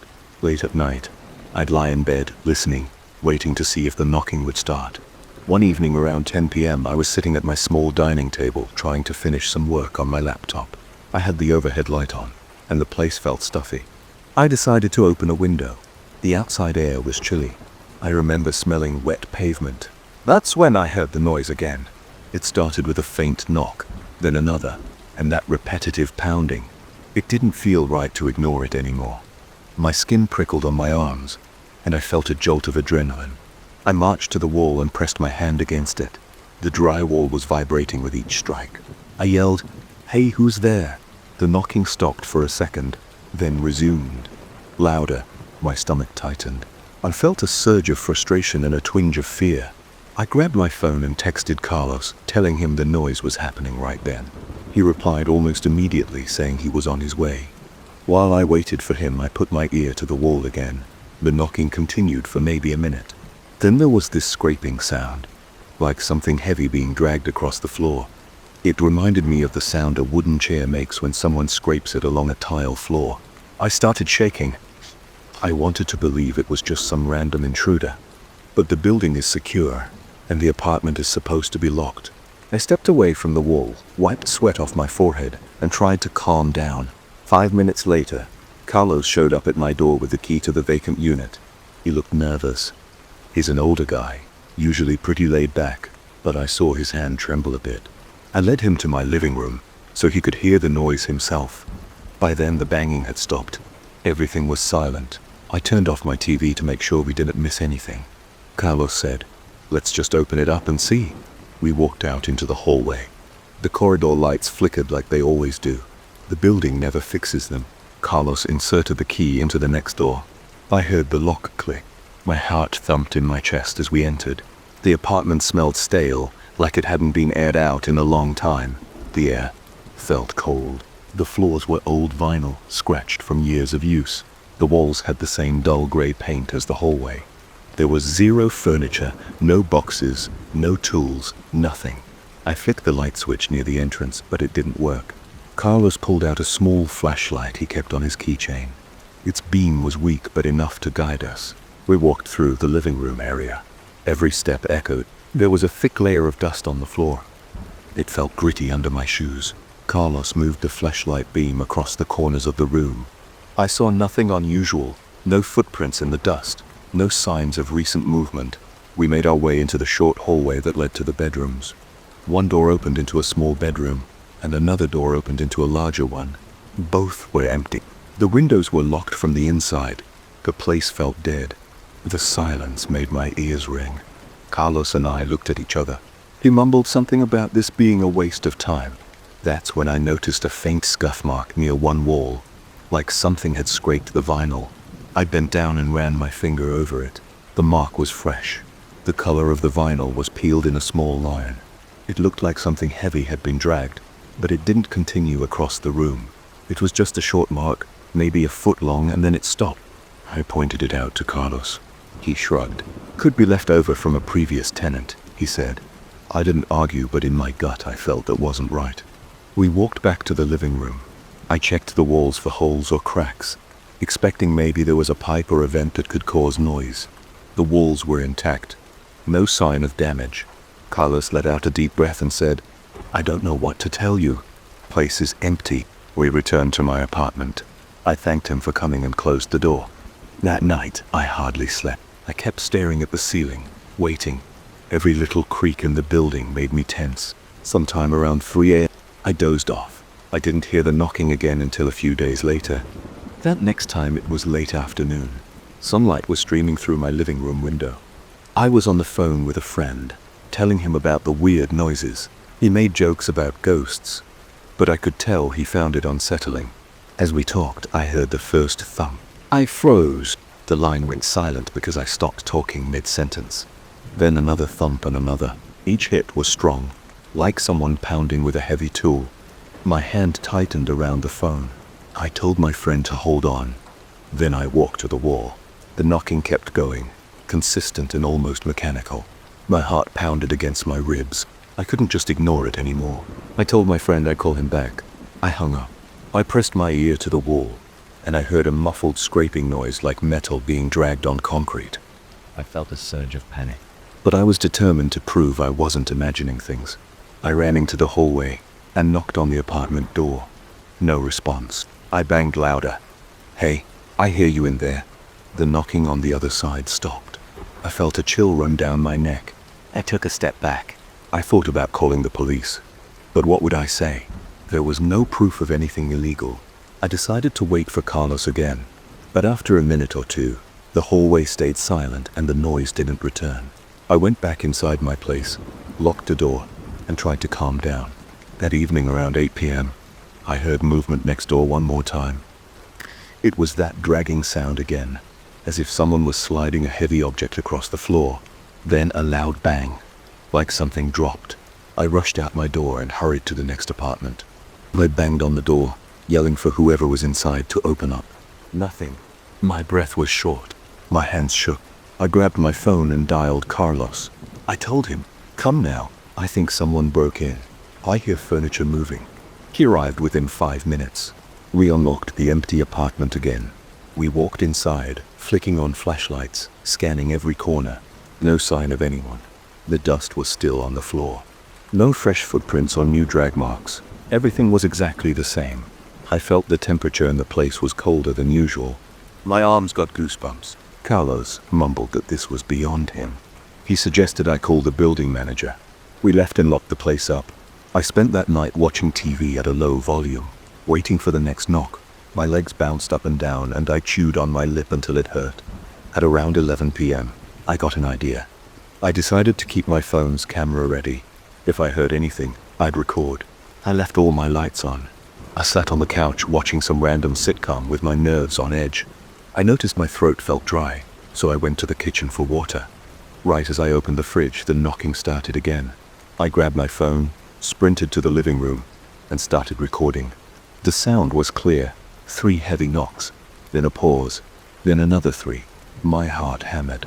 I whispered into the camera mic, "I'm hearing it right now." Then I heard a loud scrape, like a chair leg dragged across the floor. My breath caught in my chest. I felt a spike of fear that made my scalp tingle. The knocks continued in that pattern for maybe 10 seconds, then stopped abruptly. The video caught all of it. I played it back to confirm I hadn't imagined it. The sound was there. Now, I had proof. I texted the video to Carlos and told him, "Look at this. Something's going on in there."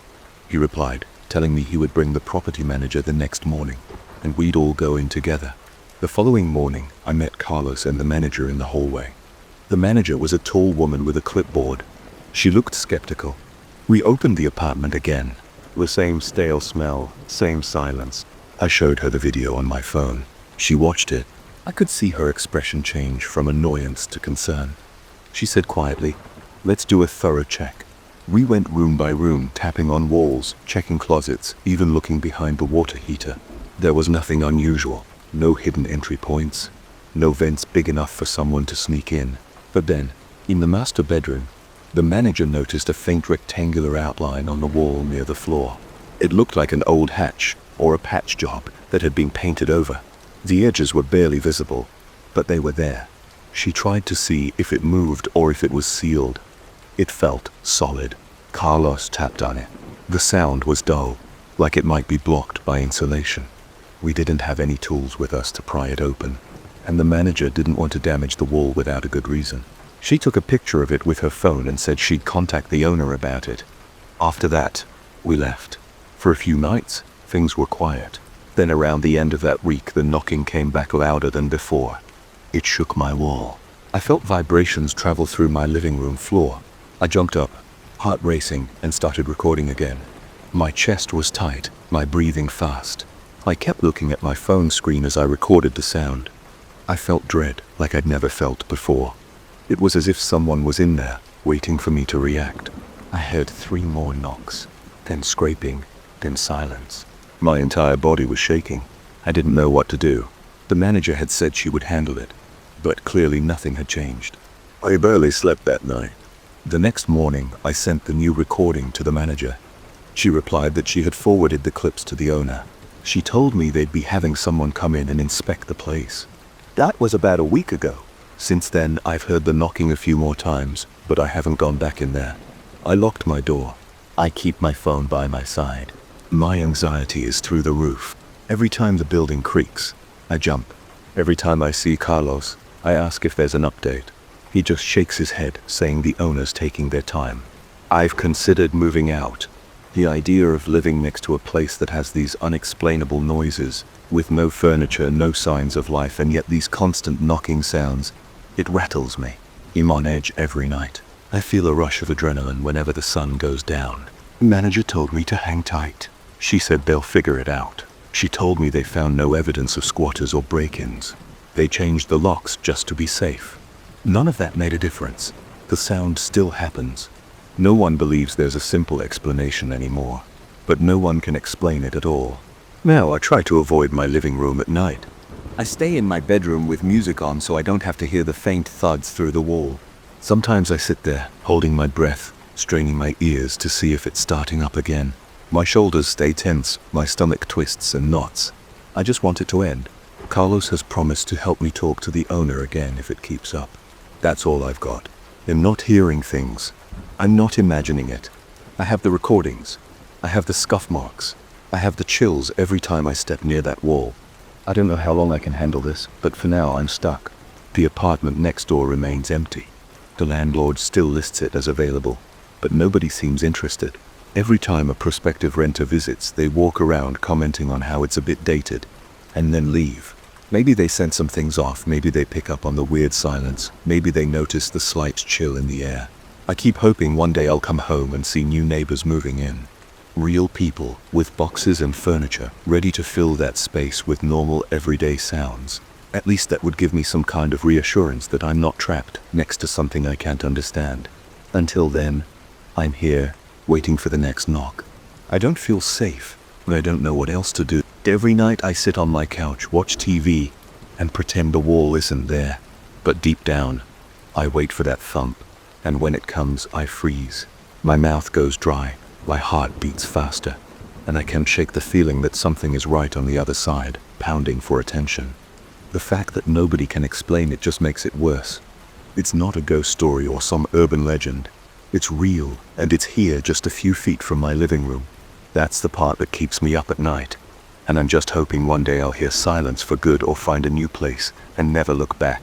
For now, I'm stuck with the knocking in the empty apartment, and I'm not sure which will break first, the wall or my nerves.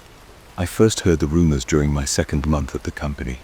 A co-worker mentioned a strange figure on the rooftop terrace. He said he saw it from the window in the break room upstairs. I figured it was a person from maintenance or maybe security checking the outer walls. But stories kept circulating, and people said the door to that terrace was always locked. They said the only way up there was through the old service stairs in the back hallway. The management didn't allow anyone to use those stairs. They said it was for emergencies or maintenance only. The more I heard, the more I wondered if my co-workers were exaggerating. Sometimes offices have weird rumors. I didn't pay much attention at first. The building has more than 30 floors with a standard lobby and multiple elevator banks. My office is on the 25th. We have a main corridor with a few side hallways that lead to storage rooms, restrooms, and an old freight elevator that's out of service. On the other side of that freight elevator, there's a gray metal door leading to the service stairwell. That door is always locked. You need a special keycard to open it, and only maintenance or security personnel have access. The terrace is all the way at the top. Technically, there's a mechanical room and then the roof. People call it a terrace, but it's really just a flat rooftop area with some equipment. A few of my colleagues claim they sometimes saw a dark shape on the edge of the roof when they looked through the break room window. One guy swore it stood right at the corner, still in silence, usually after normal work hours. Another guy joked that it was a ghost or something, but nobody could confirm who or what it was. The door remained locked, the elevator to the roof was disabled, and nobody ever reported missing keys. At least that's what the facility manager said. I spent a couple of months shrugging it off. I had my own tasks to handle. I worked on a big project and often stayed late. That's when things started getting strange for me. One night I worked on some spreadsheets until around 9 p.m. The office was mostly empty. I could hear the cleaning staff vacuuming on a lower floor. I was tired and hungry.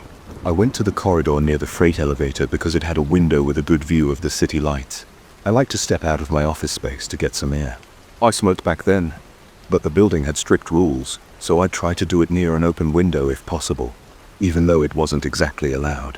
I leaned against the window ledge, looked up, and saw something on the highest edge of the building. It looked like a person. It was just a dark outline against the night sky. My heart thumped hard, because I remembered the stories. I squinted, tried to see more details, but it was too dark. The shape wasn't moving, at least as far as I could tell. I got a weird feeling in my stomach. My palms got sweaty and I felt my chest tighten. I wanted to confirm if it was a person, so I shifted positions. I backed away a bit and then looked again, but the shape remained there. It looked like a human figure, standing right at the edge of the roof. I decided to find someone else. I didn't want to stand there alone, staring. I felt nervous, and my mind raced with questions. I ran toward the security desk in the lobby on my floor. Nobody was there because the main security posts were in the ground floor lobby and the sub-basement, so I took the elevator down to the ground floor. I told the security guard at the main desk that I saw someone standing on the roof. He looked at me like I was messing with him, but I insisted. I said we should check it out right away. He called one of his colleagues, and they agreed to accompany me back up to my floor. When we got back to the corridor window, the shape was gone. The guard looked around, scanned the windows, and said, maybe it was just a trick of the light. I told him it wasn't. I was sure I saw a person. He decided we should see if the service stairway door was open or tampered with. We went to that grey metal door. It was still locked and there was no sign of forced entry. We tried the door handle, but it didn't budge. The guard used his keycard, and we walked up several flights of stairs until we got to the top. That door was also locked. He opened it with another keycard. We stepped onto the roof. The wind hit me, and I shivered a bit. The guard's flashlight swept over the concrete surface. We didn't see anyone. No footprints, no tools, no sign of a person. Nothing was out of place. We stood there for a couple of minutes, listening. All I heard was the wind and a faint hum from the nearby air handling units. The guard sighed and said, "Looks empty. We gotta go back." I felt unsettled. I couldn't shake the idea that someone had been there. We locked everything again, and I left the building soon after. That night, I slept badly. Every time I closed my eyes, I pictured that motionless figure up on the roof, staring down at me. Over the next few days, I asked a couple of co-workers if they'd seen the silhouette again. One guy said yes, but only from the break room window. He didn't bother reporting it, because he figured it was just maintenance. The facility manager told me that maintenance never goes up there at night unless there's an emergency. He had no open tickets for that week. He told me to focus on my job and not worry about it. That attitude annoyed me, but I let it go. A week later, I worked late again. I couldn't avoid it because we had a project deadline. I felt jittery, but I also felt curious. I went to the corridor window around 8:30 p.m. I scanned the rooftop. It was empty. Relief washed over me, and I told myself maybe I had been seeing things. I turned my back on the window and then something made me glance up again. It was there. The silhouette stood on the corner, the same spot, just as still as before. I froze. My hand started shaking. My scalp felt prickly. I wanted to check if maybe I was seeing a trick of the reflection, so I moved from side to side. The shape remained there, as though it were actually on the edge. There was no movement. I couldn't see details like clothing or facial features. It was just an outline. I grabbed my phone and tried to zoom in with the camera. But when I tried to snap a photo, the figure vanished. It didn't fade or walk away. It was just gone in the blink of an eye. I stared for several seconds, blinking, trying to make sense of it. My heart was pounding like crazy. I walked down to the security desk in the lobby again. I recognized the guard from the previous time. He shook his head and said he didn't see anything on the monitors. The cameras don't show the rooftop edge as well. They just capture the entrance to the mechanical room doors. He asked if I wanted to go up with him again, but I told him it was probably pointless if it disappeared that quickly. He nodded, but he looked uneasy. I tried to reason with myself. Maybe it was some trick caused by the reflection of lights from neighboring buildings. Maybe I was tired. But a couple of days later, 2 more colleagues said they saw the same silhouette. One of them was sure it was a person. He even thought it might be some sort of intruder. The other said it didn't look human because it never moved. It just stood there like a statue. I decided to talk to the maintenance supervisor. He's a serious man, always direct. I asked if he or any of his crew ever went up to the roof at night. He said no, not unless they had an emergency, which they rarely did. I asked about old equipment or mannequins stored up there. He gave me a puzzled look and said, "There's nothing up there but vents, pipes, and an AC unit." I asked if maybe a large piece of debris could have been stuck on the edge. He said that was impossible. The wind up there would blow anything away. I thanked him, but I walked away with more questions. Each new sighting made my nerves worse. I started feeling a pit in my stomach whenever I had to stay late. I hated going near that window, but I also felt drawn to it. One evening around 7:45 p.m. I was the only person left in my department. I left my desk to stretch my legs and ended up in that corridor again. I stared at the rooftop. It was empty for a few minutes. I was about to leave, but then I saw it appear. There was no gradual movement. 1 second it wasn't there, and the next second it was. I dropped my pen. I could hear my breathing get shallow. My skin felt cold. I stood there paralyzed, not sure if I should look away or keep watching. The figure stayed in place. I felt an urge to yell or do something, but I kept quiet. My mind was buzzing with tension. I slowly lifted my phone, tried to film it, but the screen showed nothing. When I looked up from the phone, the figure was gone again. I let out a shaky breath. My legs felt weak. I hurried back to my desk, packed my things, and left for the night. In the elevator, I couldn't stop staring at the floor number display. I kept thinking about that thing. Maybe it was a person. Maybe it was some bizarre reflection. But how could a reflection appear and disappear like that? The next day, I mentioned it to a friend in our IT department. He'd heard the rumors too. We agreed to check security footage from the top floors. We snuck into an unused conference room, where he had access to some internal feeds. We scanned through the cameras. We saw empty hallways, empty mechanical rooms. We saw the door to the roof, but it never opened during the times I saw the silhouette. There was no sign of anyone going up or down the service stairwell. We spent an hour looking at different angles. Nothing. We left that room feeling frustrated. My anxiety grew every time I had to stay late. A couple of nights later, I left work around 8 p.m. I purposely avoided the corridor window. But as I stood waiting for the elevator, I felt compelled to peek around the corner. I told myself it was just a quick glance. I leaned forward. The shape was there, in the same corner of the roof. My chest tightened. I slowly moved back like I didn't want it to see me. I had no idea if it could see me, but that thought freaked me out. I kept imagining a pair of eyes staring down at me. I got on the elevator, pressed the button for the ground floor, and waited. The ride felt slow. My ears were ringing. I felt sweat trickling down my back. I just wanted to get out of the building. When I reached the lobby, I saw a security guard. I told him I was leaving, and he nodded. I didn't mention the silhouette again. I wasn't sure what else they could do. Over the next few weeks, I heard the rumors getting more intense. More people claimed to see the figure.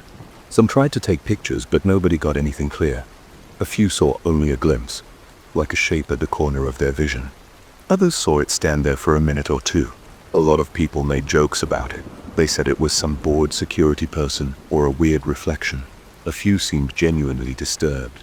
One coworker told me he felt like he was being watched from above when he walked to the break room at night. I still had to stay late occasionally, but I did everything I could to avoid the windows. I started bringing my own coffee in a thermos, so I wouldn't have to go to the break room after hours. I also moved my desk so I couldn't see the corridor from where I sat. It felt like I was letting some unknown thing control my behavior, but I didn't know how else to cope. I hated that feeling of dread. I knew other people felt it too. One Friday, I finished my work around 7:30 p.m. Most of the office was empty since people tend to leave early on Fridays. I passed by the corridor and stopped. Part of me wanted to look out the window again. I don't know why. Maybe I wanted to prove to myself that there was a logical explanation. Or maybe I hoped I wouldn't see anything. I walked to the window. I could see the top of the building. My mouth felt dry. My fingertips tingled. For a moment there was nothing. Then the silhouette popped into view. My heart felt like it skipped a beat. It stood on the ledge, motionless. I watched it for several seconds, forcing myself to breathe slowly. I whispered something under my breath, just a confused word or two. No movement. It was like a person wearing dark clothing, but I couldn't see any details. Then, as I tried to shift my stance, it vanished. I backed away from the window and looked around, hoping to see someone in the hallway. But it was silent and empty. My legs felt shaky. I muttered, "I'm done," grabbed my stuff and left. I didn't even say goodbye to the security guard. I drove home in silence, gripping the steering wheel, feeling my pulse in my ears. At this point, nobody had found a logical reason. The building management claimed everything was secure. The security team had no proof of any intruder. Maintenance had no unusual activity, yet people kept seeing that silhouette. I never discovered who or what it was. I just know what I saw.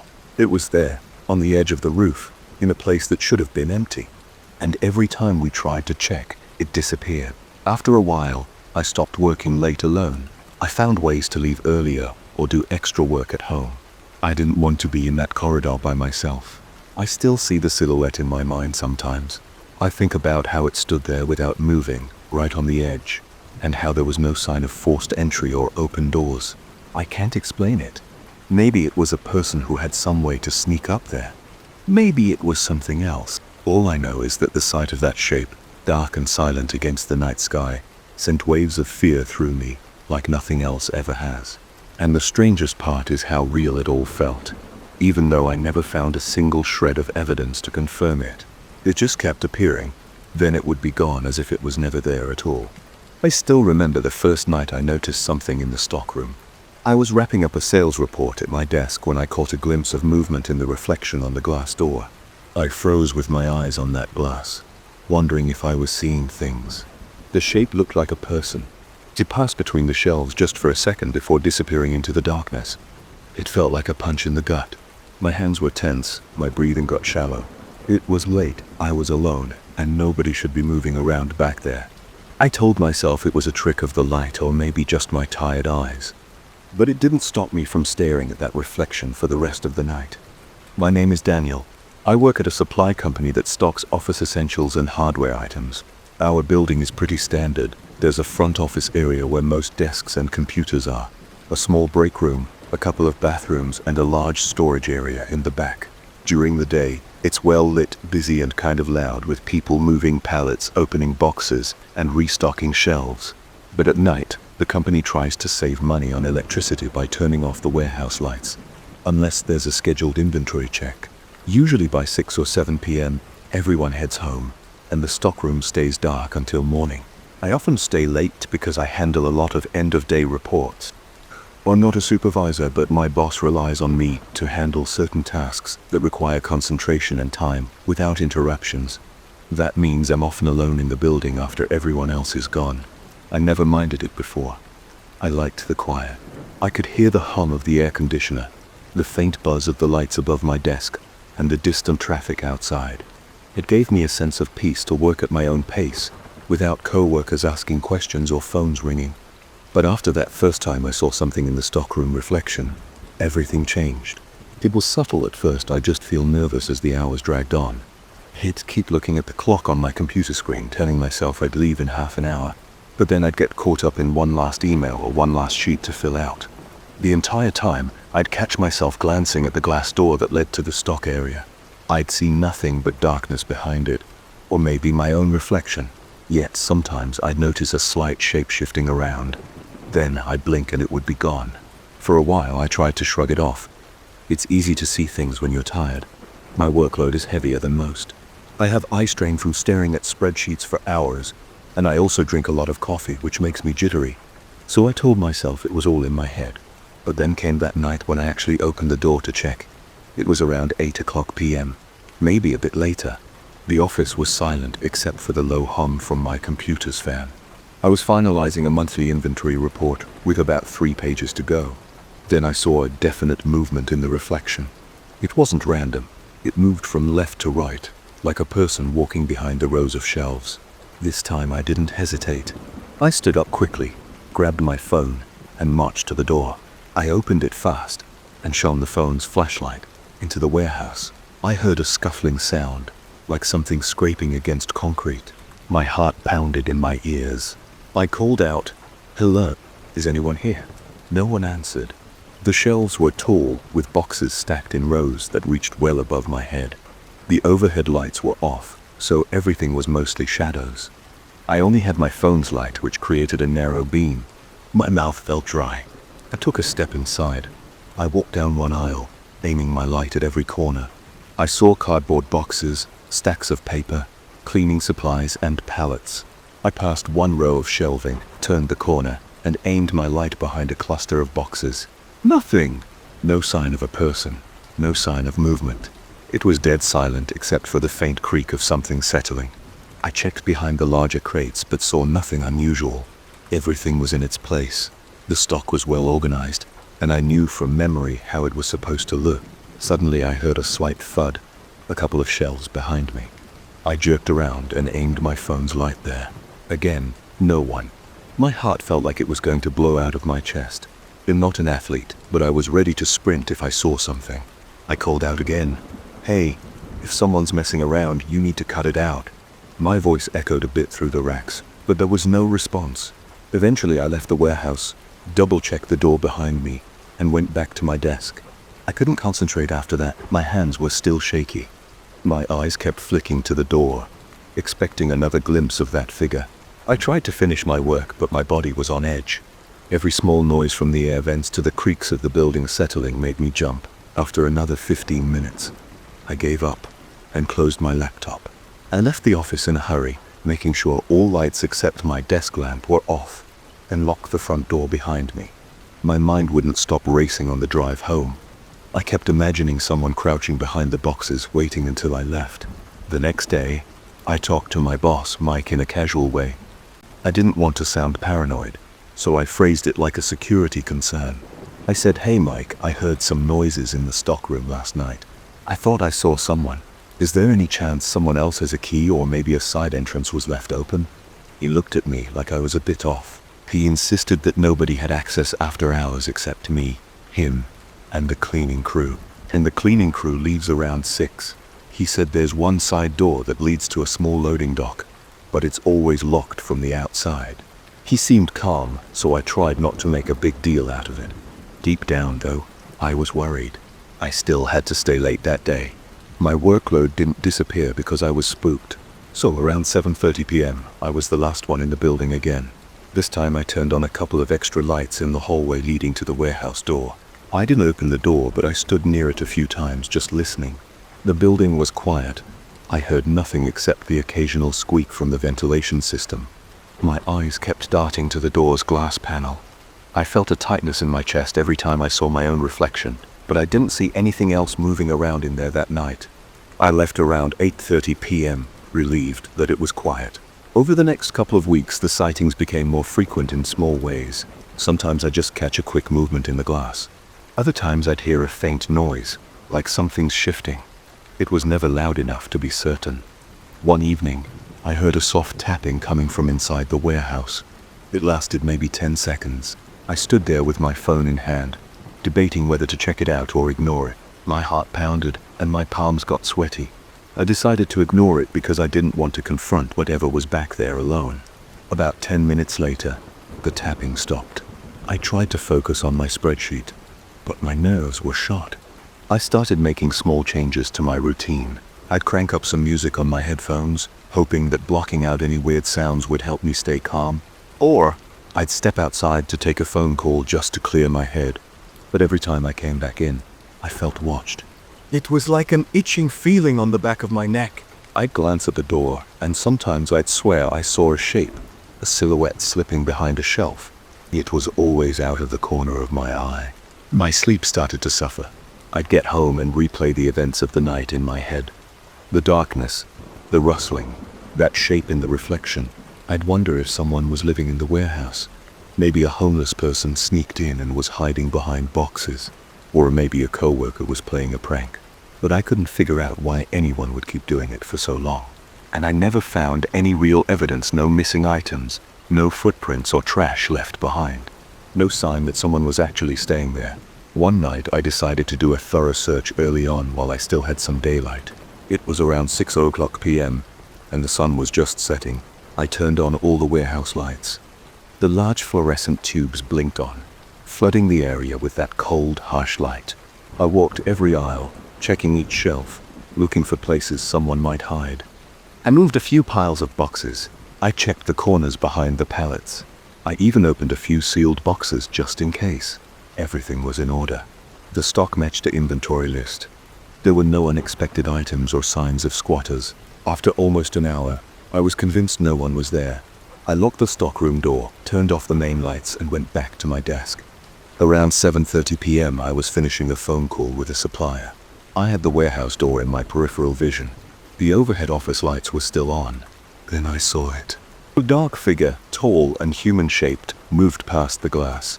It was slow, not rushing, like it was just walking by. My heart hammered so hard I thought I'd pass out. I ended the call abruptly, saying I had to go. I grabbed my phone again, turned on the flashlight, and ran to the door.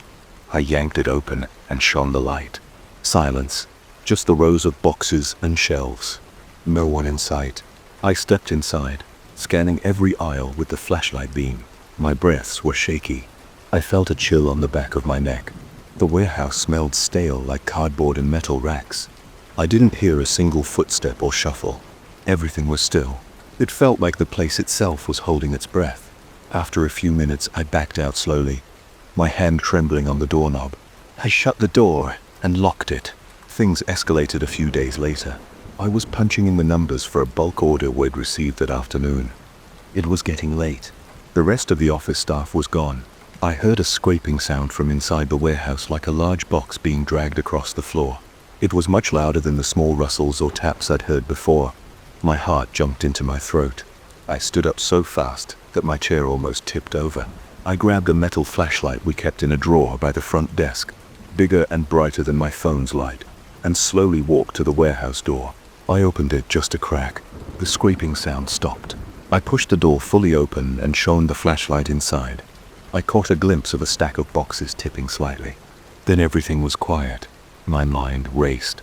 I stepped closer, one slow foot at a time. The flashlight illuminated patches of concrete and cardboard. I heard my own breathing and the distant buzz of an exit sign. I made it to the stack of boxes and saw that one had moved about a foot from where it usually sat. It was a heavy box of printer paper, so it couldn't have just slid on its own. I felt a wave of dread. I aimed the flashlight around the rest of that aisle. Empty. I kept moving through the next aisle, and the next. Each step echoed in the silence. I checked behind every major stack and didn't find a single person. At that moment, I felt completely alone, yet my skin crawled like someone was standing right behind me. I spun around, shining the flashlight at empty space. My pulse raced. I realized I was holding my breath. I forced myself to breathe normally, but each breath was shaky. I crept back to the door, never turning my back to the aisles, and stepped into the office. Then I locked the door again. I didn't stay any longer that night. I grabbed my stuff, shut down my computer, and left in a hurry. I felt stupid for even thinking about finishing my work. My brain wasn't in the right place. I couldn't ignore how spooked I was. I drove home with my hands clenched on the steering wheel, checking the rearview mirror every few seconds like something might have followed me. Over the next days, I struggled with anxiety about going back. I started pushing some of my tasks earlier in the day so I wouldn't need to stay late. But sometimes it was unavoidable. If I had to stay, I'd try to wrap up by 7 p.m. I kept my flashlight close and the warehouse door locked. Still, the sense of unease was overwhelming. Every time I heard a thud, a click, or even the wind blowing outside, I felt a surge of adrenaline. The final straw was last week. I was putting together an urgent report for Mike. It was around 7:15 p.m., and I was the only one there. The cleaning crew had left. My desk lamp was on, and the overhead lights were off in the rest of the office. Suddenly, I heard footsteps in the warehouse. Steady, slow footsteps on the concrete floor. They lasted about 5 or 6 steps, then stopped. It wasn't a random creak or tap. It sounded like a person walking. My spine went rigid. My scalp tingled. I grabbed my phone and approached the door. The footsteps started again, moving away from the door. I heard them echo down the main aisle. Then they faded into silence. I didn't open the door. I turned around, logged off my computer, and left. I had no interest in checking the warehouse anymore. I didn't want to find out who or what was in there. I just wanted to get hell away. My chest felt tight, and my breaths were shallow. My hands were still shaking when I got into my car. Now I'm at a point where I can't relax when I'm alone at the office. The shadows in that warehouse feel alive. I still don't have a rational explanation. Maybe it's just an intruder with a key, or someone found a hidden corner to hide in, but I can't prove it. I can't catch them in the act. And every time I try, the warehouse is empty.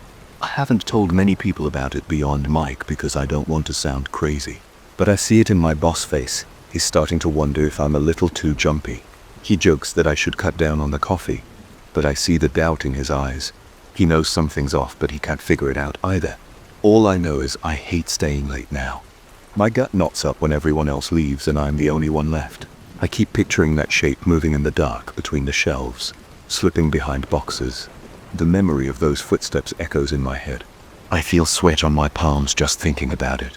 I've never experienced anything like this before, and it's wearing me down. I'm not sure what my next step will be. Maybe I'll ask Mike to install some cameras in the warehouse to catch whoever's there. Or maybe I'll switch positions so I won't have to stay after hours. All I know is I can't keep working late in that building and pretending it's normal. Something's in there, and it's not going away. And the longer it goes on, the harder it is for me to stay calm. Every time I see that shape in the corner of my eye, my body reacts as if I'm in danger. I don't sleep well, I jump at every small noise, and I dread the moment the office empties out at the end of the day. It's draining me. I just hope that sooner or later we figure out what's really happening back there. Because if I have to keep waiting alone, staring at that dark doorway, hearing those footsteps or seeing that shadow move around, I don't think I'll last in this job much longer. For now, I double check all the locks, keep my phone in my hand, and try to finish as fast as possible. But I can't shake the feeling that something is watching me every time I turn my back on that stockroom door, and that's enough to make me question every sound, every flicker, every minute I spend alone in that place. I never thought a simple recording session could shake me up like that. When I first walked into that warehouse, I felt like I'd found the perfect place to lay down tracks at a hour. It was far from homes, surrounded by an empty lot, and nobody complained if I cranked the volume. I was excited about the setup: concrete floors, tall walls, enough room to set up any gear I wanted. But I didn't realize that something else lurked in the silence. Something that made me question my own senses. Now, every time I close my eyes, I remember that faint whisper I heard on my last night there. I still feel a knot in my gut when I think about it. I got an offer for that space from a guy who worked in live events. He told me he sometimes rented the back area to local bands or session musicians who needed a rehearsal spot. He said the place was old, but functional. I walked in for the first time on a Saturday afternoon. There was dust everywhere, but I didn't mind. I saw large windows high up on the walls. Most of them were cracked, but still holding together. The concrete looked rough and the corner smelled musty. There were some wooden pallets stacked by the entrance and a single metal door that led to a narrow corridor. At the end of that corridor was a small office area, where I set up my makeshift control room. The rest of the main floor served as my live room. The old overhead lights flickered sometimes, but the power outlets worked fine. That was enough for me. I brought in my computer, audio interface, monitors, microphones, cables and stands. I spent most of a Sunday setting it all up, checking the gear, and making sure the acoustics were workable. It wasn't perfect, but with some acoustic foam on the walls I figured it would do. I didn't notice anything strange at first. The warehouse felt empty, almost comforting, because there was nothing around to distract me. I tested a few microphones, played some guitar, and listened back. Everything sounded normal. The place had a natural reverb that I kind of liked. Over the next few evenings, I started tracking some new material. I get in around 10 p.m. and stay until 2 or 3 in the morning. I liked working late because the world outside was quiet. I could focus on layering guitar parts, tweaking mixes, and experimenting with effects. On the second night, I was recording a vocal line when I heard a faint hiss in my headphones. It sounded like a soft wind blowing across the mic.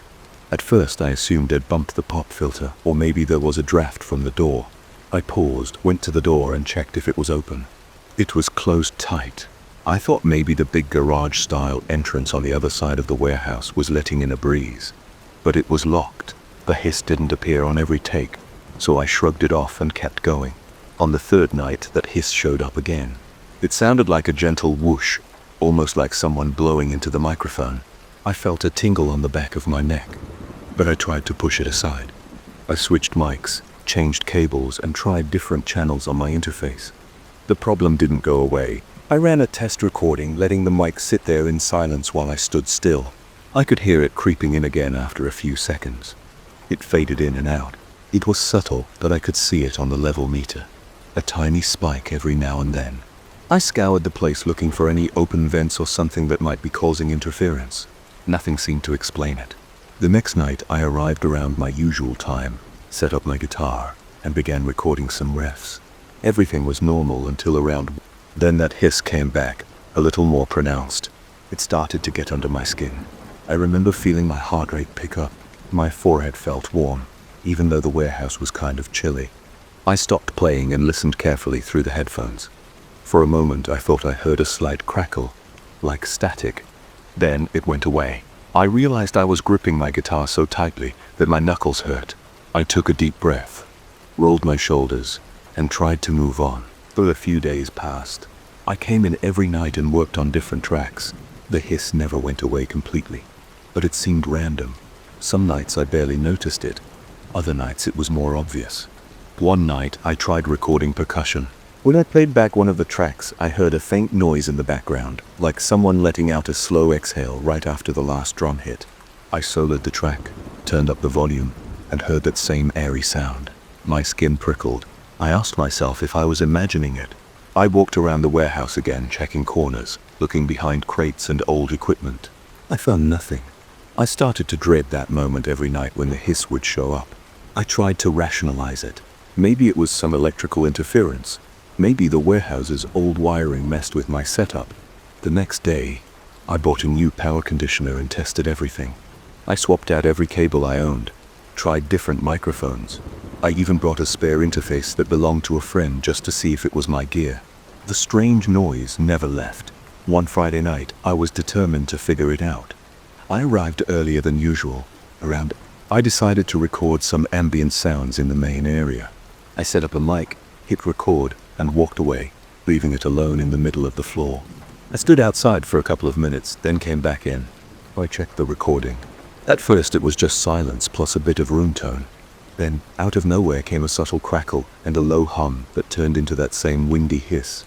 My stomach churned. I felt my palms get sweaty. The hair on my arm stood up like I was stepping into a cold draft, but I didn't feel any actual breeze. I felt uneasy, like someone was watching me. That night I stayed until about 2 a.m. I was exhausted, but I couldn't sleep. My eyes burned from staring at waveforms on the screen, trying to locate that hiss. It felt like a losing battle, and I started packing up. While wrapping up a cable, I realized I was holding my breath. My ears were straining as if I expected to hear something behind me. I finally let out a shaky exhale and forced myself to leave. Over the weekend, I avoided the place. I told myself I needed a break. On Monday, I went back, more determined than ever to finish my recordings. I remember feeling a tightness in my chest when I stepped inside. The air smelled stale, like an old basement.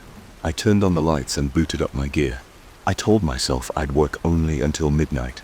Around 11:30, I was laying down a guitar track when I heard something new in my headphones.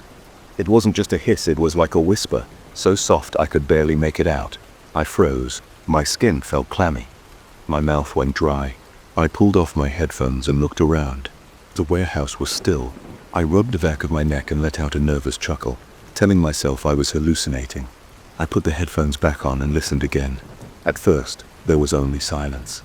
Then, very faintly, I caught what sounded like muffled words. I couldn't make out any specific syllables, but it had a rhythm, like someone talking under their breath. My heart pounded.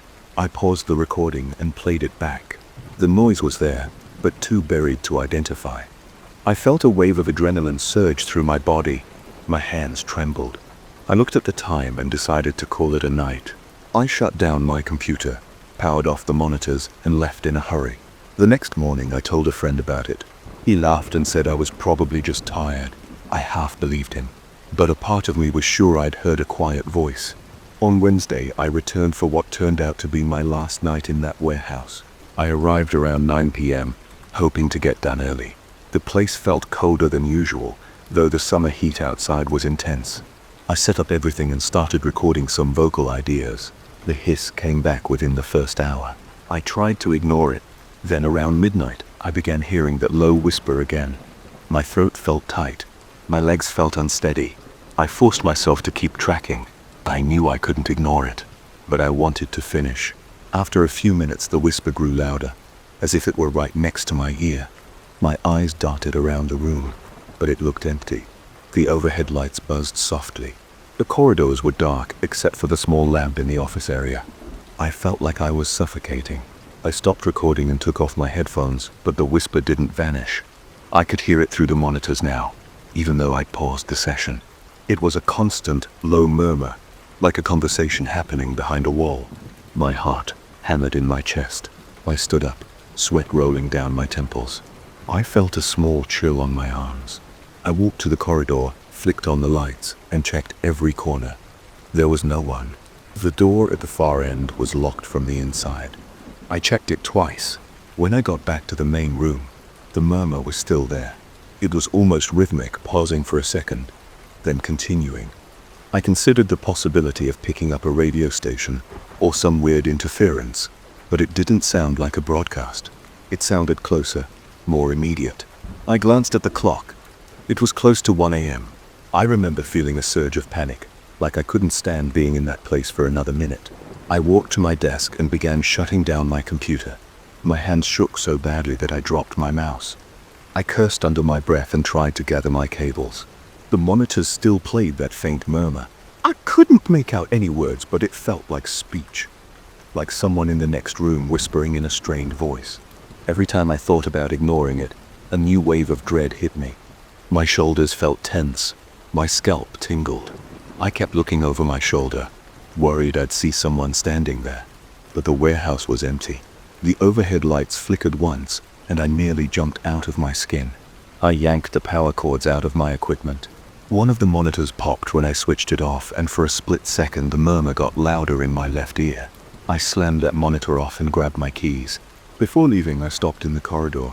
I felt compelled to check the door one last time, maybe to reassure myself. I pushed the door open, peered outside. The lot was still. A single streetlight glowed in the distance, illuminating a patch of concrete. No cars passed by. There was no movement anywhere, just the chirping of some bugs. I turned back and the warehouse interior looked dark. A dim emergency light by the exit cast shadows across the floor. I could still feel the tension in my chest, like a weight pressing on me. I didn't hear the whisper anymore, but I felt no relief. I flipped off the corridor light and headed out. My legs felt wobbly as I made my way to my car. The whole time I kept glancing over my shoulder, expecting something to appear. Nothing did. Once inside my car, I locked the doors and started the engine. My hands were sweating. I wiped them on my jeans and finally pulled away. I drove home with the windows down, trying to calm my breathing. I kept replaying that sound in my mind, trying to convince myself it was just a glitch, but deep down I couldn't shake the feeling it was some else. After that night, I never went back. I told the guy I wouldn't need the space anymore. He looked surprised but didn't ask many questions. I guess he's used to people dropping out for random reasons. I never figured out what caused the hiss, the crackle, or that whispered murmur. Some people told me it was probably radio interference, or maybe just my imagination. All I know is I've recorded in basements, garages, and attics, and I've never heard anything like that before. Even now when I plug in my gear at home, I feel a rush of relief that I don't hear that hiss. I still think about that last night, about the tension in my body and the way my heart pounded. I hate that I have no explanation. Part of me wants to go back and investigate, but I can't make myself do it. I'm not sure I want to know the truth. That's the whole story. I haven't told many people because some don't believe it, but I know what I heard. It wasn't a normal sound. It felt personal, like someone or something was trying to speak. Maybe there was something wrong with the building's wiring or acoustics, or maybe there's something else I'm better off not understanding. Either way, I'm not stepping foot in that place again. I learned that sometimes it's best to walk away when you hear a whisper that doesn't belong. I still remember the jolt in my chest when I opened the door to that meeting room. It wasn't supposed to be cold in there, but the moment I stepped inside, I felt the air hit my face like a sudden drop in temperature. My eyes swept across the long table, the projector screen, and the row of rolling chairs. The air conditioning panel on the wall showed it was off, but the cold was unmistakable. It felt like I had just walked into a freezer. I thought maybe there was some malfunction in the ventilation system. I had no clue what I was in for that night. I work in a pretty large office with multiple floors and lots of meeting rooms. It's the kind of place where you see people in suits rushing to conferences, big windows letting in too much sunlight during the day, and quiet corridors after 7. That night, I was there way past my usual time. I had a big presentation due the next morning and wanted to make sure everything was set up correctly. The rest of my team had already gone home. The cleaning crew usually came in around 9 p.m., but by midnight even they were gone. As far as I knew, I was the only person left on the entire floor. I had been checking the slides on my computer at my desk, making quick edits, adjusting some fonts, and double-checking data. I decided it would be smart to go into one of the meeting rooms to test the projector. That's when I ended up in room 403, or maybe it was 404. Room not good with room numbers. Anyway, it was one of the smaller conference rooms with 10 or 12 chairs around a rectangular table. I remember glancing at my watch. It was 12:30. At first I thought the chill was just in my head. Sometimes offices keep the AC on a low setting even at night. I went straight to the control panel on the wall. It was definitely set to off. No fans were running and there was no humming sound from any vents. I walked around the table, stood near the projector, and looked for the power button. My plan was to connect my laptop and run through the slides. Simple. Then I noticed that my breath didn't show up in the air. It wasn't that cold. It was just an uncomfortable, penetrating chill.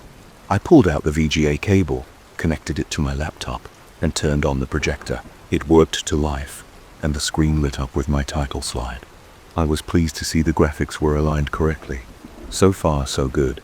I remember leaning down to grab my notes. I had a few bullet points scribbled on a notepad, mostly last-minute reminders. Then I felt it, a sudden light pressure on my right shoulder. It was cold, more like when you press a piece of ice against your skin. My heart skipped a beat. I stood upright and looked over my shoulder. But the room was empty. There were large windows behind me that faced another building, so there wasn't much of a view at that hour. The blinds were half down, and I could see my own reflection in the glass under the fluorescent lighting. Nobody else was in the reflection. I turned around, scanned the corners of the room, and even opened a door to peek into the hallway. Nothing. Not a single person was in sight. My first thought was that maybe someone I knew was playing a prank on me, but I was certain the door had been closed, and I never heard it open. The moment made my skin crawl. I told myself I was just tired. Sometimes when I work late, my mind plays tricks on me.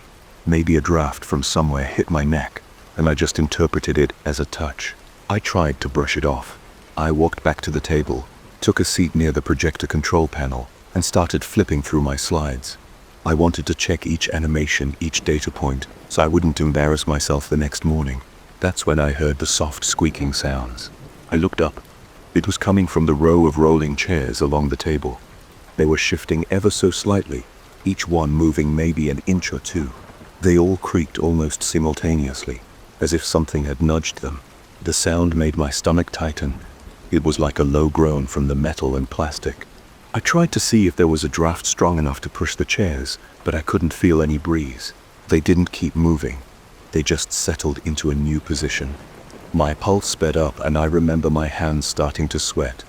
My chest felt tight. I pushed back my own chair and stood up. I looked at every chair carefully. There was no reason for them to move like that. They were spaced apart, not touching each other. None of them were on an incline. The floor was carpeted, so even a small breeze shouldn't have been able to shift them all. I found myself thinking about how quiet everything was. I heard the hum of the projector, the soft beep from my laptop, and the sound of my own breathing. I looked around for vents or open windows. Everything was closed and still. I felt that same chill on my skin. The hairs on my arms stood up. My heart pounded, and my mind started racing with little thoughts. Get out of here. This isn't normal. You have work to finish, but do you really want to stay? I tried to calm down. I told myself it was mechanical. Maybe some air pressure difference in the building. I pressed my palms onto the table and took a deep breath. I decided to keep going with my slides. I was determined not to let a weird incident derail my night. I sat back down, read through some text, clicked to the next slide. Each time I glanced up at the chairs, they looked the same. They didn't move again. After a few minutes, I felt a bit more relaxed. Then I heard a faint clack from somewhere behind me. I froze. I looked back and saw nothing. I turned around again, tried to refocus on my work. Another small tap sounded like a pen dropping on the floor. I stood up, walked around the table, checked every seat, looked under the table, inspected the floor. I didn't see any loose objects or anything that could cause that noise. I sat back down and tried to ignore it. My heart was still pounding, but I forced myself to continue. I clicked through 2 more slides. Then the next thing I noticed was the temperature dropping even lower. My skin felt cold, and I rubbed my hands together. I checked my phone to see if I had any messages. No signal problems, no texts, no calls. It was 1:10 a.m. The building's main lights were on sensors, so they probably had switched off in the corridors by now. That meant if I left, I'd be walking through a nearly dark hallway. I told myself that was ridiculous to fear. This was just a normal office, and I'd walked those hallways hundreds of times. I decided I'd finish quicker if I spoke through the slides out loud, as if I were rehearsing. I went through the introduction, read the bullet points, and timed myself. I was speaking in a low voice, just enough to hear how the script sounded. Everything felt more or less okay. Then I heard the chairs again.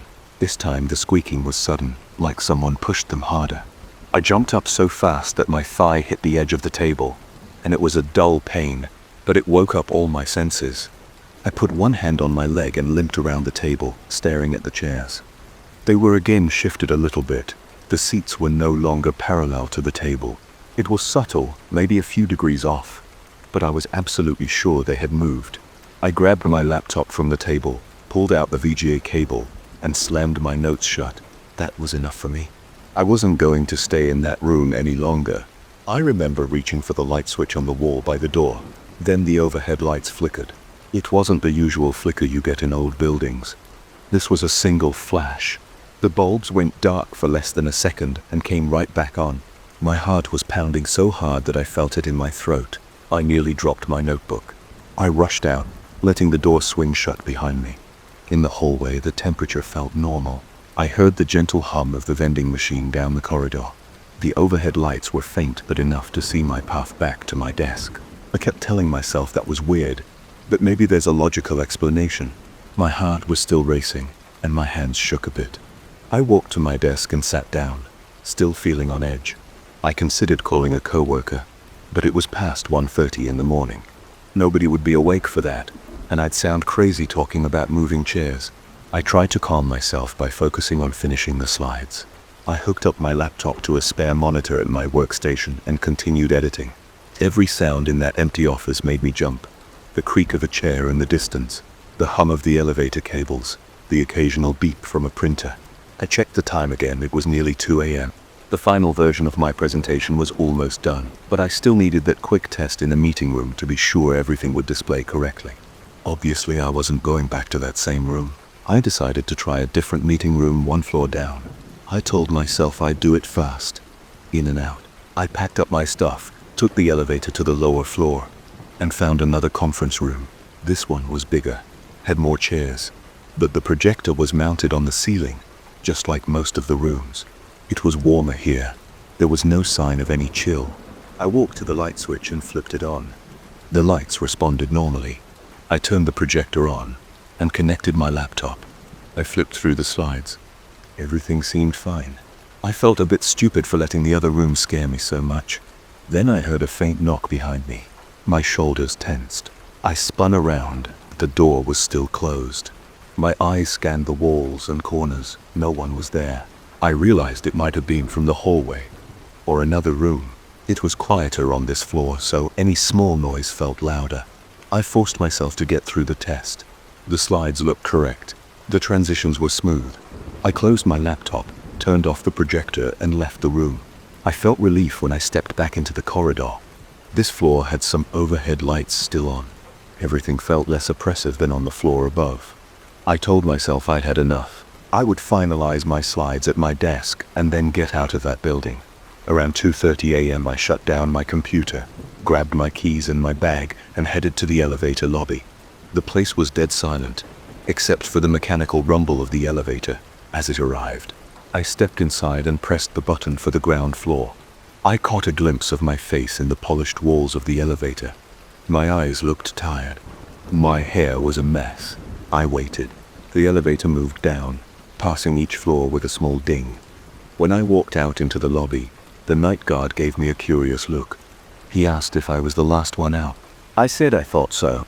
I was tempted to mention the strange things I experienced upstairs, but I didn't. It felt pointless. He probably would have dismissed it or assumed I was exhausted. I said goodnight, and he buzzed me out into the parking garage. I drove home, replaying everything in my mind, but I kept telling myself it was just my imagination. Maybe some weird building issues. Maybe the chairs were on slightly uneven flooring. Still, when I got home, I had trouble sleeping. My chest felt tight, and every time I closed my eyes, I saw that moment when I felt a cold touch on my shoulder. Just remembering it made my skin crawl. The next morning, I arrived at the office early. I had a meeting in one of the bigger conference rooms with a few clients and my boss. The presentation went smoothly. Nobody mentioned any temperature issues or moving chairs, nor did I bring it up. After the meeting, I walked past the room where it happened. The door was open. 2 people from another department were chatting casually inside. From where I stood in the hallway, the temperature felt normal. I left it alone. I don't really share this story with coworkers. I don't want to be labeled as the guy who sees ghosts or complains about weird stuff. But every time I walk past that room late in the evening, I get a knot in my stomach. I make sure never to stay too late unless I have no other choice. And when I do, I pick a meeting room that's near the windows or in a more central area of the floor. I can't explain everything I felt that night. The sudden chill, the cold touch, the movement of the chairs. But it happened. I know it did. And I still don't like walking into that room alone. When people hear me mention odd noises in the office at night, they usually roll their eyes or say it's just the air ducts. But I was there. I know what it felt like. That cold in the air wasn't normal. The chairs didn't roll around on their own because of a slight breeze. The touch on my shoulder was specific. It felt exactly like a cold finger. No matter how I try to rationalize it, I keep coming back to the same conclusion. Something I can't explain was in there with me. It didn't speak or show itself, but it made me feel more uneasy than I've ever felt in a building that's otherwise as ordinary as any other office tower downtown. I still work in the same place and haven't experienced anything quite that intense again. Sometimes I stay a little late, but I never stay past midnight anymore if I can help it. I keep reminding myself that I'm there for my job, not for ghost hunting or anything like that. But if someone ever told me they felt something off in those meeting rooms, I'd believe them. No questions asked. That's the full story. It's strange, unsettling, and I don't blame anyone for doubting it. But it happened, and I'm still not sure how to explain it. I had barely finished hauling in the last box when I heard it. A soft creak in the late afternoon, coming from above my head, almost like a shuffle. I stopped in the hallway, sweaty and tired from unpacking, and tried to pinpoint the sound. It came from the ceiling. I stood there, heart pounding harder than I wanted to admit, until it stopped. That was the first day I realized there was an attic entrance in the hallway ceiling, a small hatch with a piece of rope hanging down. The landlord never mentioned it, and I had been too busy to notice. I brushed it off as the normal settling of an old house, but something about it bothered me. It sounded too much like footsteps. I moved into this house because the rent was reasonable and the location was convenient for my work. It's a single-story place with a sagging porch and creaky floors. The walls have chipped paint, and the windows rattle when the wind picks up.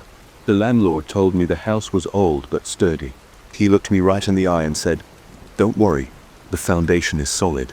You might hear a few creaks, but that's just the wood adjusting to temperature changes." During the first few days I unpacked boxes, set up my furniture, and tried to make the place feel like home. I put a small television in the living room and a cheap bed frame in the lone bedroom. I cooked a few simple meals in the outdated kitchen, messing with the old gas stove that smelled faintly of burnt dust when I turned on the oven. Everything felt manageable, except for those noises in the late afternoon. Every day around 5 or 6 I heard a few slow, deliberate creaks overhead. I told myself it could be the house settling, but each time I sensed a pattern, like someone walking from one corner to the other. My neck tightened and my palms got sweaty whenever it happened. I tried turning up the volume on the TV, but my mind kept drifting back to the attic. A week after I moved in, I decided to check the attic. I couldn't ignore those sounds anymore. I had a day off, so I grabbed my small stepladder and carried it into the hallway. I pulled the string attached to the attic hatch and watched as it swung downward, revealing a set of rickety folding steps. A musty smell rushed out immediately, thick and damp. It reminded me of wet cardboard and old wood. I coughed and waved my hand in front of my face. I climbed the steps slowly, holding a flashlight in one hand and steadying myself with the other. The attic space was cramped, with exposed beams and dark corners. My flashlight beam cut across dusty insulation and a few wooden boxes stacked near the far end. I could see cobwebs in the corners, thick with dust. The floor was made of uneven wooden planks, some looking warped from moisture. I stepped carefully, testing each plank with my foot before placing my full weight on it. I went straight for the boxes because they were the only noticeable objects in that space. They were old, made from a thick cardboard that had turned gray and soft at the edges. I opened one box and found faded photographs of an unknown family. I didn't recognize any of the people. Another box held some yellowed newspaper clippings, but they were damp and stuck together in places. I flipped through a few, but most of the print was smeared. I also found a small tin container with a broken lid. Inside were a handful of rusted keys, none of which looked familiar.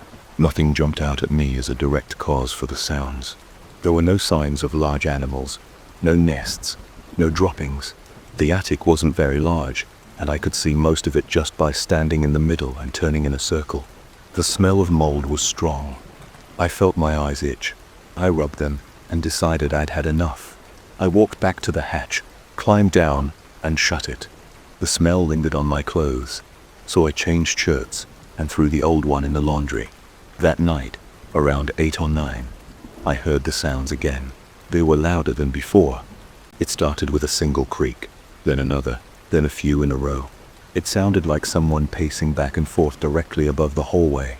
I jumped off the couch, turned off the TV, and stood there listening.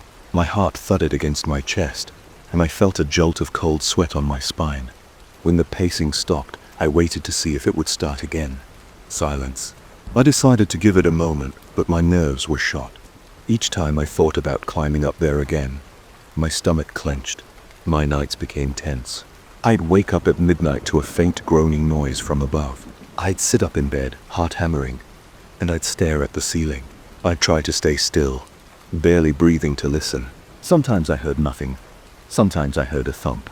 It was never so loud that it felt impossible to bear, but it was always just enough to raise the hairs on the back of my neck.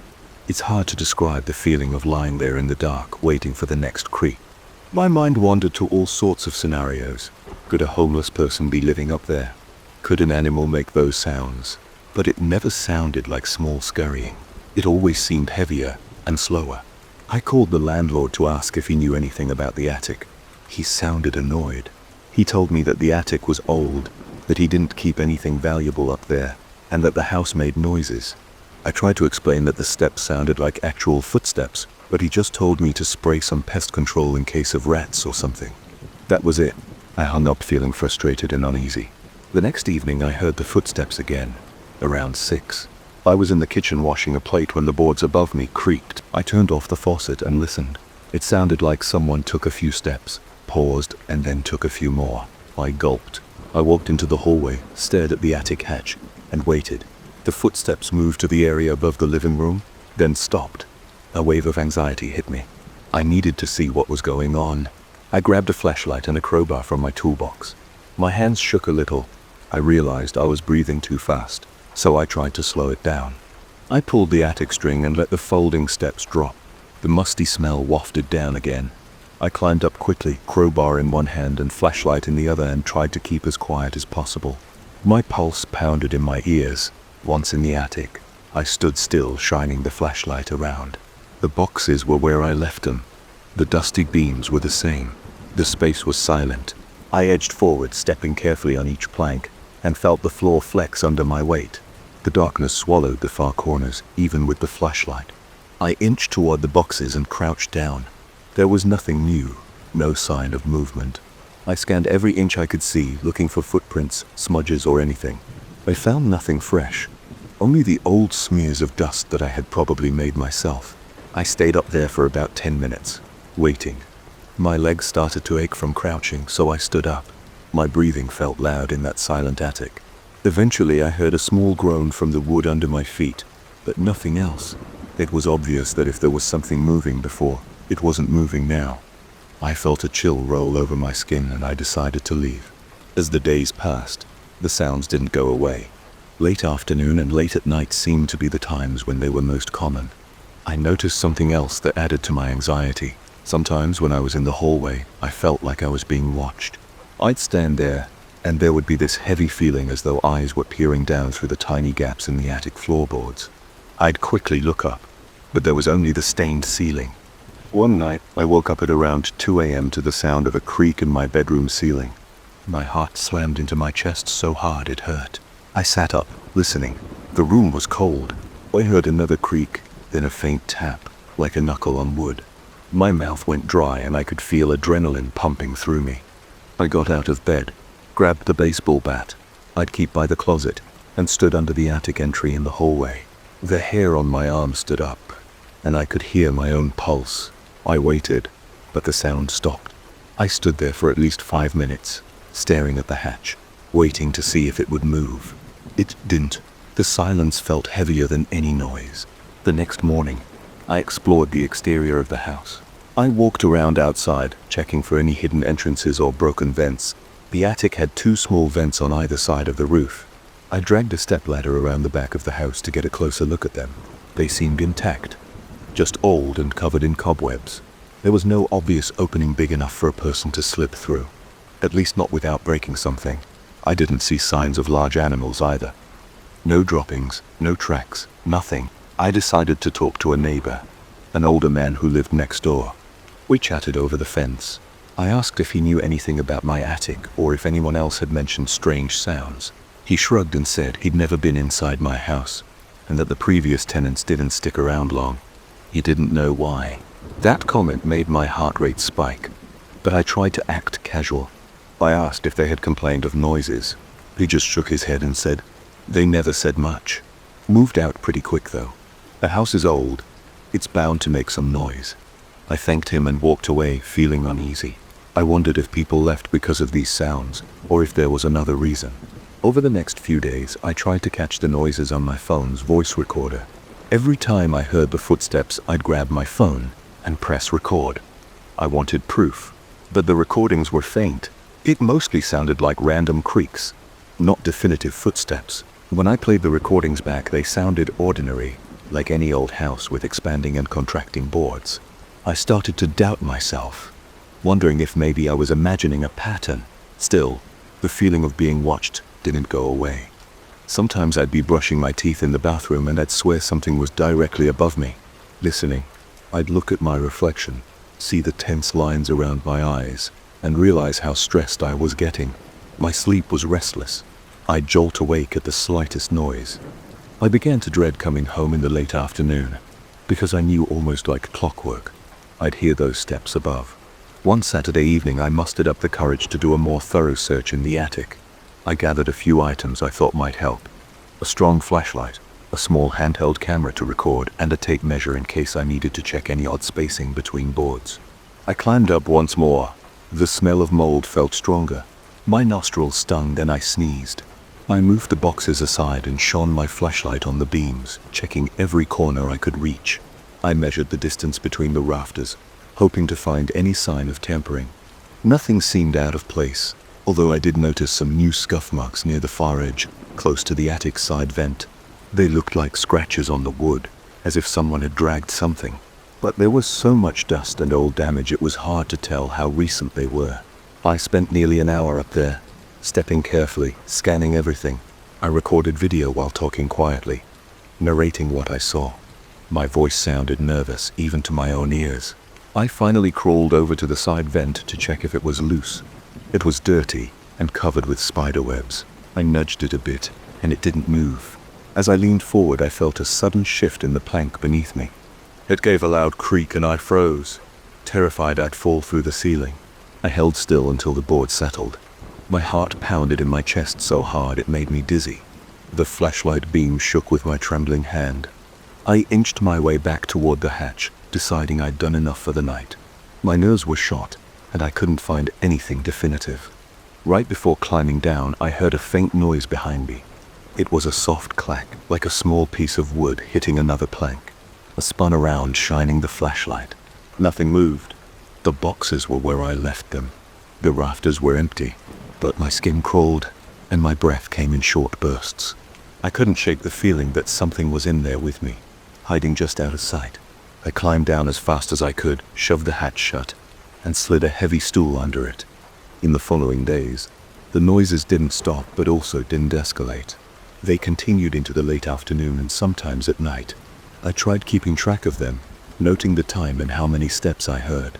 It usually lasted no more than a minute. It wasn't random. It almost felt routine. I felt trapped, uncertain if I should leave or keep investigating. The landlord brushed me off whenever I called. My job performance was slipping because I was so preoccupied and tired. Yet, I couldn't walk away from a lease I just signed.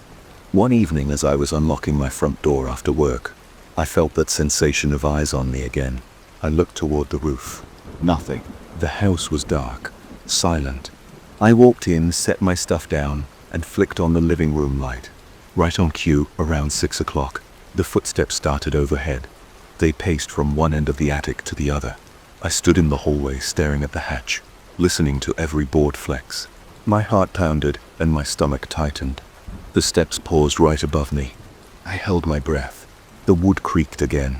Then the sound faded toward the other side of the attic. Eventually it stopped. That's where things are now. In living with this nearly daily cycle of footsteps. That creeping mold smell, and the unsettling sensation that I'm never truly alone in this house. I don't have concrete evidence of anyone squatting up there, but I haven't found a hidden door or any sign of forced entry. Yet I can't shake the certainty that something heavier than rats is walking above my head. The regularity of those creaks isn't random. I hear them at set times with a deliberate rhythm. I'm not sure what my next move is. I keep telling myself I'll call a professional to inspect the attic, but I haven't done it yet. Part of me worries they'll find nothing, and I'll look like a paranoid fool. Another part of me fears they'll actually find someone or something living up there, which might be worse. For now, I just live with the tension. Every day I come home and brace for that series of steps. Every night I wake up at the slightest noise. I'm left wondering if I should climb up those creaky steps again. That's my life in this old house. I don't know how long I can keep doing this, but for now, I'm still here, waiting for the next footstep overhead. I still remember the first morning I realized something felt off. Our group meets at the park every day before the sun rises. We jog together, chat about our lives, and push each other to get better. We're used to the dark, the cold, and the quiet streets. But that day I found footprints on the trail that didn't look like any of ours. They were smaller, almost delicate, and they showed up in patches where I wouldn't expect anyone to be. That's when I started paying closer attention. It was a small detail that lodged in my mind and wouldn't leave. My name is Carlos, and I'm a guy who likes routine. Every weekday I wake up at 4:30 a.m., have a glass of water, and drive to the park. The park itself is big and open, with a few lamps spaced around the main walkway. Off to the sides there are some darker paths that cut through clusters of trees. All good starts warming up near the entrance, where there's a parking lot and a small map on a board. It's usually me and about 4 or 5 others, depending on who can drag themselves out of bed. That morning I felt fine. It was chilly, but nothing I couldn't handle.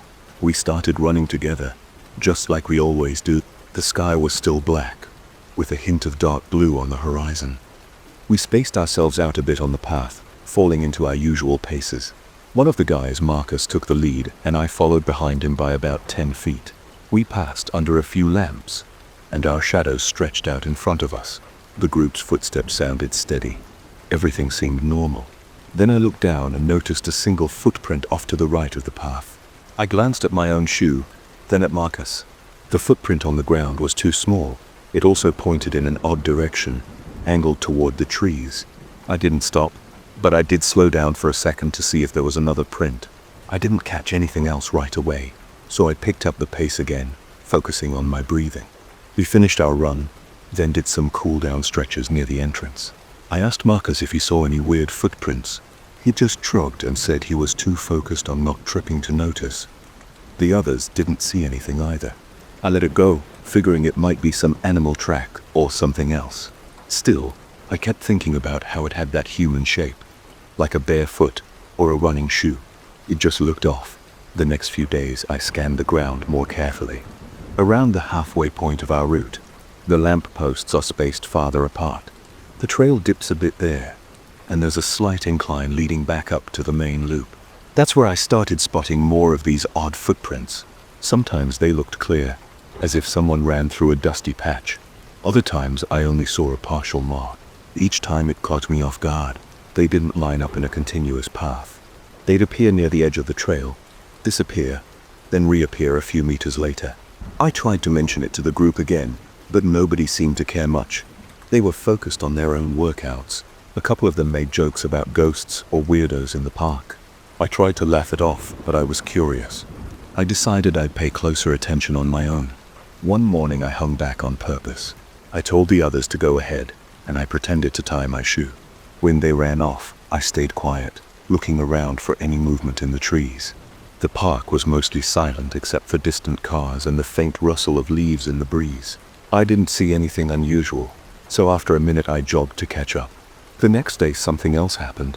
As we ran along a darker section of the trail, I thought I saw a quick movement in my peripheral vision. It was dark, so I couldn't see the shape clearly, but I know I saw something. It looked like a silhouette darting between the trees, parallel to our path. I turned my head to get a better look, but it was gone. My heart pounded a little harder. My breathing got shallow. I almost stumbled because I was too busy looking for the figure. I glanced at Marcus, who was right in front of me, and he didn't seem to notice. I didn't say anything. I kept running, trying to shake off the weird feeling. That night, I couldn't sleep well. My mind kept replaying the sight of that shape. It moved fast, like someone running, but it didn't feel right. The park is usually empty at that time, except for a few of us who train. Even dog walkers rarely show up that early. I thought about animals, but it didn't look like an animal. It looked too upright, too human-like, but smaller somehow. The memory made me sweat, even though my room was cool. I checked the clock. It was 2:08. I had another 2.5 hours before I had to get up. I forced myself to relax, telling myself I was just seeing things. A few days later, I started feeling a growing tension before each run. I still went, but I was more alert. Every time we ran by the darker parts of the trail, I tried to catch sight of anything out of the ordinary. Several times I saw quick flashes of movement. Each time it felt like my heart jumped. My stomach tightened and the hairs on my arms stood up. I never saw a face. I only caught glimpses of a dark shape or something blending into the shadows. It always seemed to vanish as soon as I looked directly at it. I asked Marcus again if he ever felt like someone was watching us. He just shook his head and told me I needed more sleep. I tried asking the others too. They either gave me a confused look or laughed it off. The park is public, so maybe some other runner was just messing around, right? I tried to believe that explanation, but it still bothered me. Then one morning I decided I'd do something different. I told myself I'd fake an injury or say I had to use the restroom. Something to get the group to go on without me, so I could stay behind and wait. I wanted to see if I could catch whoever was out there. Around the halfway mark, I slowed down, acting like my calf was cramping. Marcus and the others paused to check on me, but I insisted they keep going. They had their own pace to keep. I massaged my calf, breathing heavily. Once they turned a corner, I got up and stood behind a tree. I waited, listening. The sun wasn't up yet.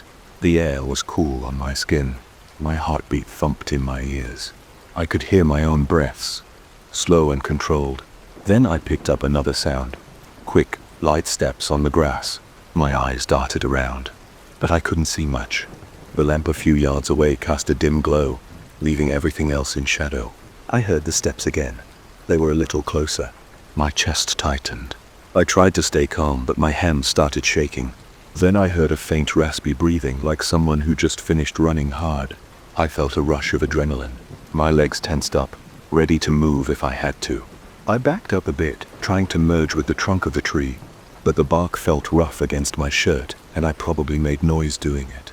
Suddenly there was a sharp rustle in the bushes. I tried to lean out just enough to see, but I couldn't make out a figure. The breathing stopped for a second, then started again, sounding almost frustrated or agitated. I felt a wave of cold sweat on my forehead. My mind raced with questions about who or what was out there. Maybe it was just another runner, but why hide? I inched forward, straining my eyes. The footsteps moved away, deeper into the tree line. I thought about following, but fear got the better of me. I didn't want to corner some stranger who might be dangerous. Instead, I waited a few more minutes, barely breathing, until I felt sure they were gone. Then I ran to catch up with my group. My legs felt heavy, and my heart kept thumping in my chest. When I got home that day, I could barely concentrate on anything else. My routine was ruined. I kept hearing that raspy breathing in my head. I kept picturing those footprints. That evening I told myself I needed a better plan. Maybe I could bring a flashlight and look around more thoroughly. The park does have rules about the hours, but nobody really enforces them. If I got there slightly earlier, I might catch whoever was leaving those footprints. So a few days later, I arrived at the park around 4:15 a.m., a solid 15 minutes before anyone else. It was pitch black out. The lot was empty except for my car. I turned off the engine and sat there in silence for a moment, wondering if this was a dumb idea. My nerves were on edge, but curiosity pushed me forward. I grabbed my flashlight, got out, and started walking along the main path. My footsteps sounded loud against the gravel. The lampposts were still on, but they felt dimmer than usual. I walked slowly, shining my light toward the edges of the path. A breeze rustled the leaves in the trees. Nothing seemed out of place at first, but I kept going, pausing every few steps to listen. Then I saw it. A clear set of footprints in the dirt near the edge of the trail. They were about half the size of my shoe print.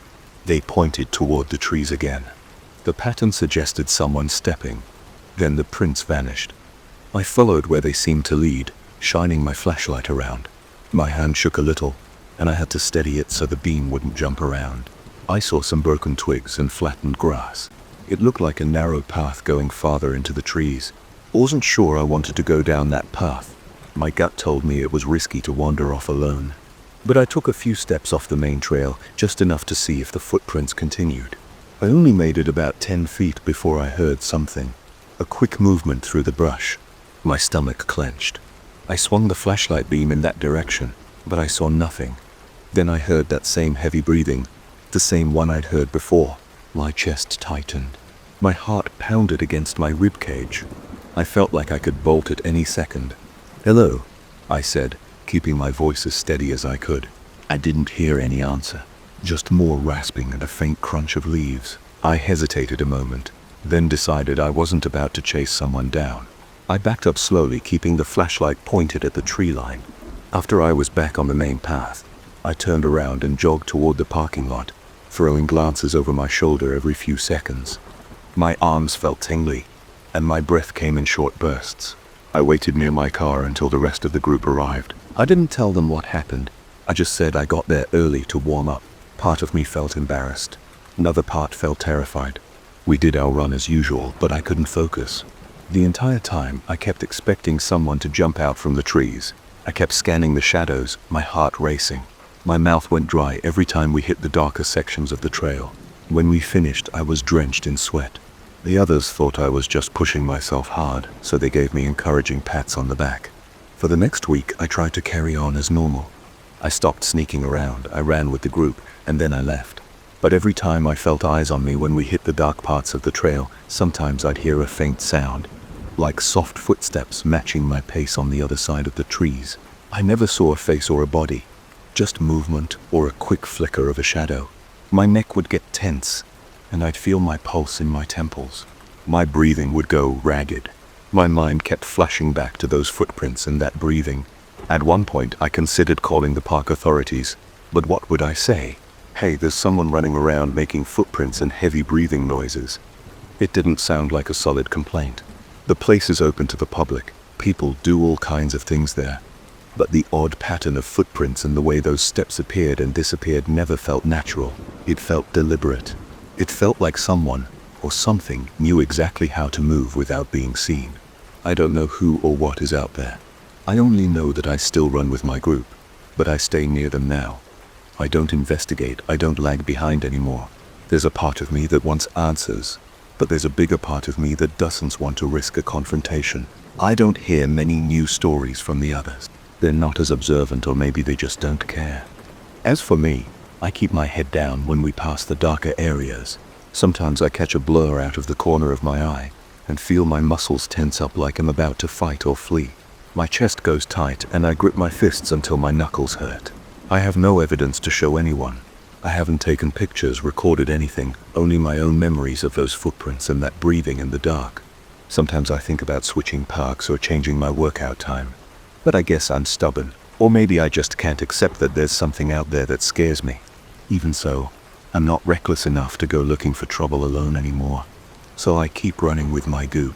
We meet at the same spot, do the same route, and I try to ignore the uneasy feeling that settles in my gut whenever I pass that halfway point. Some days I get lucky, and I don't hear or see anything. Other days I spot those footprints again, or a shadow that moves too fast. It's never enough for anyone else to notice, but I see it, and I can pretend I don't. I feel tense until the end of the run. Then I hurry back to my car, feeling my hands tremble as I open the door. That's the whole story. I still don't know what's really going on. There might be a harmless explanation. Maybe a stray dog with a weird gait, or a smaller runner who prefers staying hidden. But I can't shake the feeling that something's off. The footprints show up in random spots. The breathing sounds so close sometimes, right behind me. But when I turn around, nobody's there. Whatever it is, it's enough to keep me on edge. Enough to make every dawn run feel like I'm not quite alone, even when I'm with my friends. That's all I can tell you. It still happens sometimes and I haven't figured it out. I run, I see strange prints, and I sense something in the trees. And until I decide to give up on that park, I guess that's how it'll stay. But believe me, once you start noticing footprints and shadows that don't belong, it's hard to ignore them again. It's a dark place at that hour, and who knows what really goes on before the sun comes up. I've seen enough to know that I'm not imagining things. It's there, and it's staying out of sight for a reason, and that reason is what I'm afraid to find out. I'm gonna say this straight out. My first night noticing those flickering lights across the hall scared me more than anything I'd felt in a long time. I'm not a superstitious person. I'm not into ghost stories or anything like that. But something about an empty apartment with lights that keep blinking and a rattling doorknob at 1 a.m. gets under your skin. The strangest part is that it's all happening right in front of me, in a building I've lived in for years on a floor I thought I knew inside out. That's how this started, and I still don't have a good explanation for it. I live on the 10th floor of a residential building. My apartment is at the end of the hallway, so when I get off the elevator, I have to walk a decent stretch to reach my door. There's only one other unit on my side, directly across from me. According to the superintendent, that place has been vacant for months. I remember hearing it from him in passing. He said the owner was trying to sell it, but for some reason, nobody was biting. At first, I didn't care. An empty apartment meant no noise, right? That was fine with me. Then one night, maybe a few weeks back, I came home late from work. It was around midnight. I got off the elevator, and I noticed this quick flicker of yellowish light coming from under that apartment's door. I paused. I looked again. The hallway was otherwise dark, except for the standard overhead fixtures that never turn off. That flicker was obvious, though. It wasn't my imagination. It was like someone inside was flipping a lamp on and off, but I knew that place was unoccupied. Maybe someone was showing the apartment at night, or maybe a real estate agent forgot to switch off the electricity. Those were my first thoughts. It wasn't anything spooky at that moment. It was just odd. I stood there for a few seconds, trying to see if I'd notice it again, but everything went dark. I shrugged and went inside my own apartment. Over the next few days, I saw that flicker again. It wasn't every night. Sometimes I'd come home, and the hallway would be normal. Other times, right when I walked past that door, I'd see a quick pulse of light under the threshold. It was almost always a faint yellow glow that lasted 1 or 2 seconds before vanishing. I remember thinking it might be some malfunctioning lamp or short circuit. I'm not an electrician, but I've seen how some older fixtures can blink when they're on the fritz. The first time it really made me feel uneasy was a Friday night. I was getting home around 11 p.m. I stepped off the elevator and heard a faint clicking sound. It reminded me of how a lamp switch makes that little click when it's being toggled. I walked slowly, and I could tell the sound was coming from the vacant apartment. There was no other possible source. The hallway was silent. Each step I took felt heavier, like I was expecting something to jump out. Then I saw that same flash of light. It didn't look like a big lamp this time, more like someone flicking a lighter in a dark room. It went on, off, and then stayed off. I just stood there, feeling a cold wave wash over me. I went straight to my door, unlocked it, and got inside. My heart was beating hard. Once I locked up, I felt safer, but I couldn't stop thinking about it. It was probably a faulty wire, I told myself. Still, I left a message for the superintendent that night. I didn't call him on his cell, but I shot him a quick text asking if he knew about any wiring issues and wanted to check. The empty place. He didn't reply right away. I went to bed with my thoughts swirling around. The following morning, he texted me back. He said something like, "Hey, thanks for the heads up. You'll check the circuit breakers and see if there's anything weird going on." That made sense to me. I tried to put it out of my head. Saturday was busy. Groceries, laundry, cleaning, all the usual. I got home later that evening around 8. Then the hallway was dark and still. No flickers. That seemed like a good sign. It was Sunday night when I first heard the doorknob rattle. I'd gone out to grab some takeout. By the time I came back, it was close to midnight. The corridor was dim, and everything looked normal. But as I passed the vacant apartment, I heard a metallic sound. It was like someone was twisting the knob back and forth, almost like they were trying to open the door from the inside. I felt all my hairs on my arms stand up. My first thought was that maybe the place wasn't so vacant after all. Could some squatters have gotten in? Could someone be using the apartment without the owner's knowledge? I didn't see any sign of forced entry on the door. It was a sturdy metal door, and it looked completely intact. I leaned in and listened. The rattling stopped, and then it was silent. My heart was pounding. I glanced around to see if anyone else was around, but the hallway was empty. I stood there for a second or two, unsure of what to do. Then I convinced myself to just move on. I walked into my apartment, locked the door behind me, and tried to calm down. I barely slept. My mind wouldn't stop replaying that rattling noise. Over the next few days, I kept hearing that rattle whenever it got late. It was never during the day. It was always sometime between 11 p.m. and 1 a.m. It would last for maybe 5 or 6 seconds, like someone jiggling a locked doorknob. Then it would stop. Sometimes I'd also catch that same flicker of yellowish light under the door. It wasn't bright enough to illuminate the hallway, but it was obvious if you were looking. I started telling myself I should probably let the superintendent know about the noise, not just the lights. But I hesitated.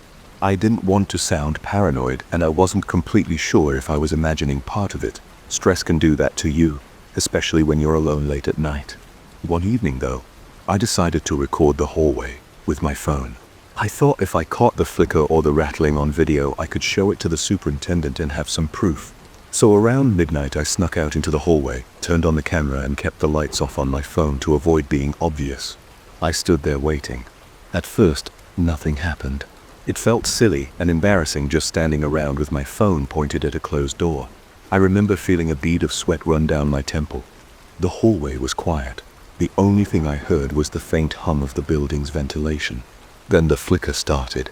It was that same quick flash on and off, maybe half a second of light each time. My phone was capturing it. I felt a rush of adrenaline. Then I heard a click from behind the door. That's when the doorknob began to move. It jiggled 2 or 3 times. My heart was hammering. I whispered to myself, "Oh man, it's real." I was so startled that I almost dropped my phone. The rattling went on for maybe 4 seconds and then stopped. No more light, just silence. I stood there, my phone still aimed at the door, feeling my pulse in my throat. After another minute or so, I hurried back to my apartment, locked myself in, and immediately played back the video. The flicker was there on the recording, clear enough to see. The rattling sound was faint but audible. I could feel my stomach twist. There was no doubt that something was happening in that place. I didn't have an explanation, but I had proof that it wasn't just in my head. The next morning, I went to show the super. He watched the video, frowned, and said he checked the locks. He also mentioned headspeak with the owner. He still believed it was probably an electrical short and maybe a loose lock mechanism. But I could tell he was uneasy too. For about a week, nothing happened. The hallway was quiet at night.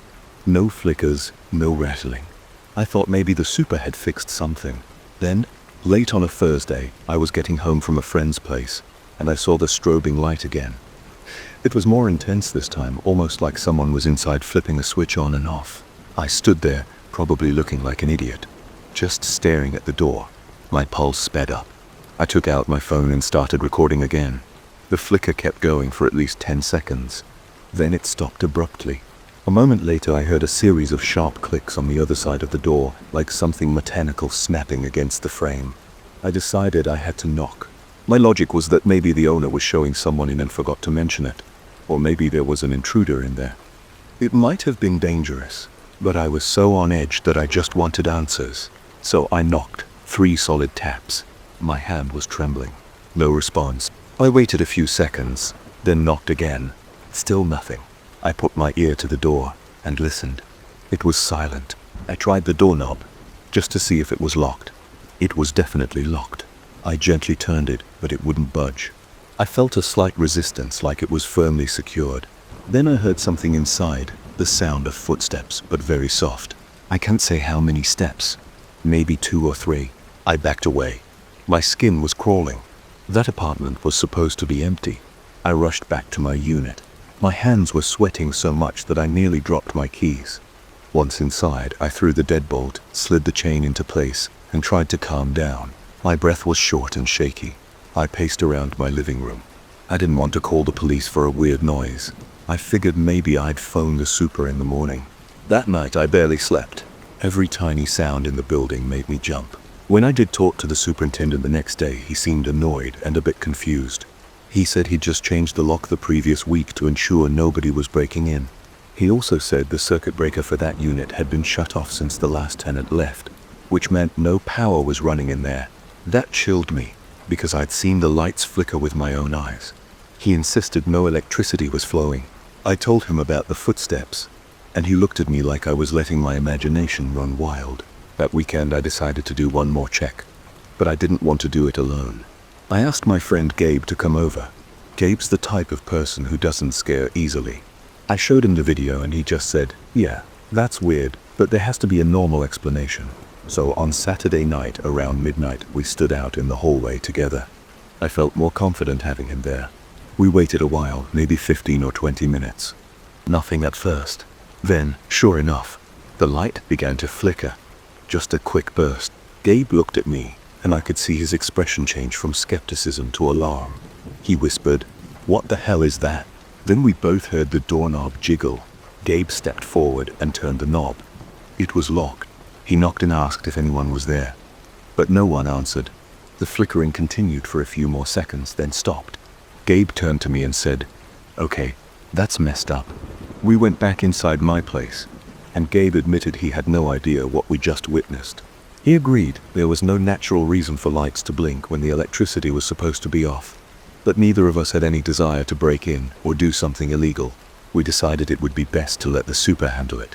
After that, the pattern kept repeating. Some nights it was just a single flicker. Other nights the door handle would rattle 2 or 3 times within an hour. I started losing sleep because I kept thinking I'd hear it again. Sometimes I'd open my door and just look through the peephole. Nothing. Other times I'd hear the rattling first, go to check, and it would stop. It felt like living across from a locked room with someone inside who never wanted to come out or talk. Yet the super insisted the place was empty. Even the real estate agent swore nobody had been in there. The tension got so strong that I considered moving out. I even looked up a few rental listings online.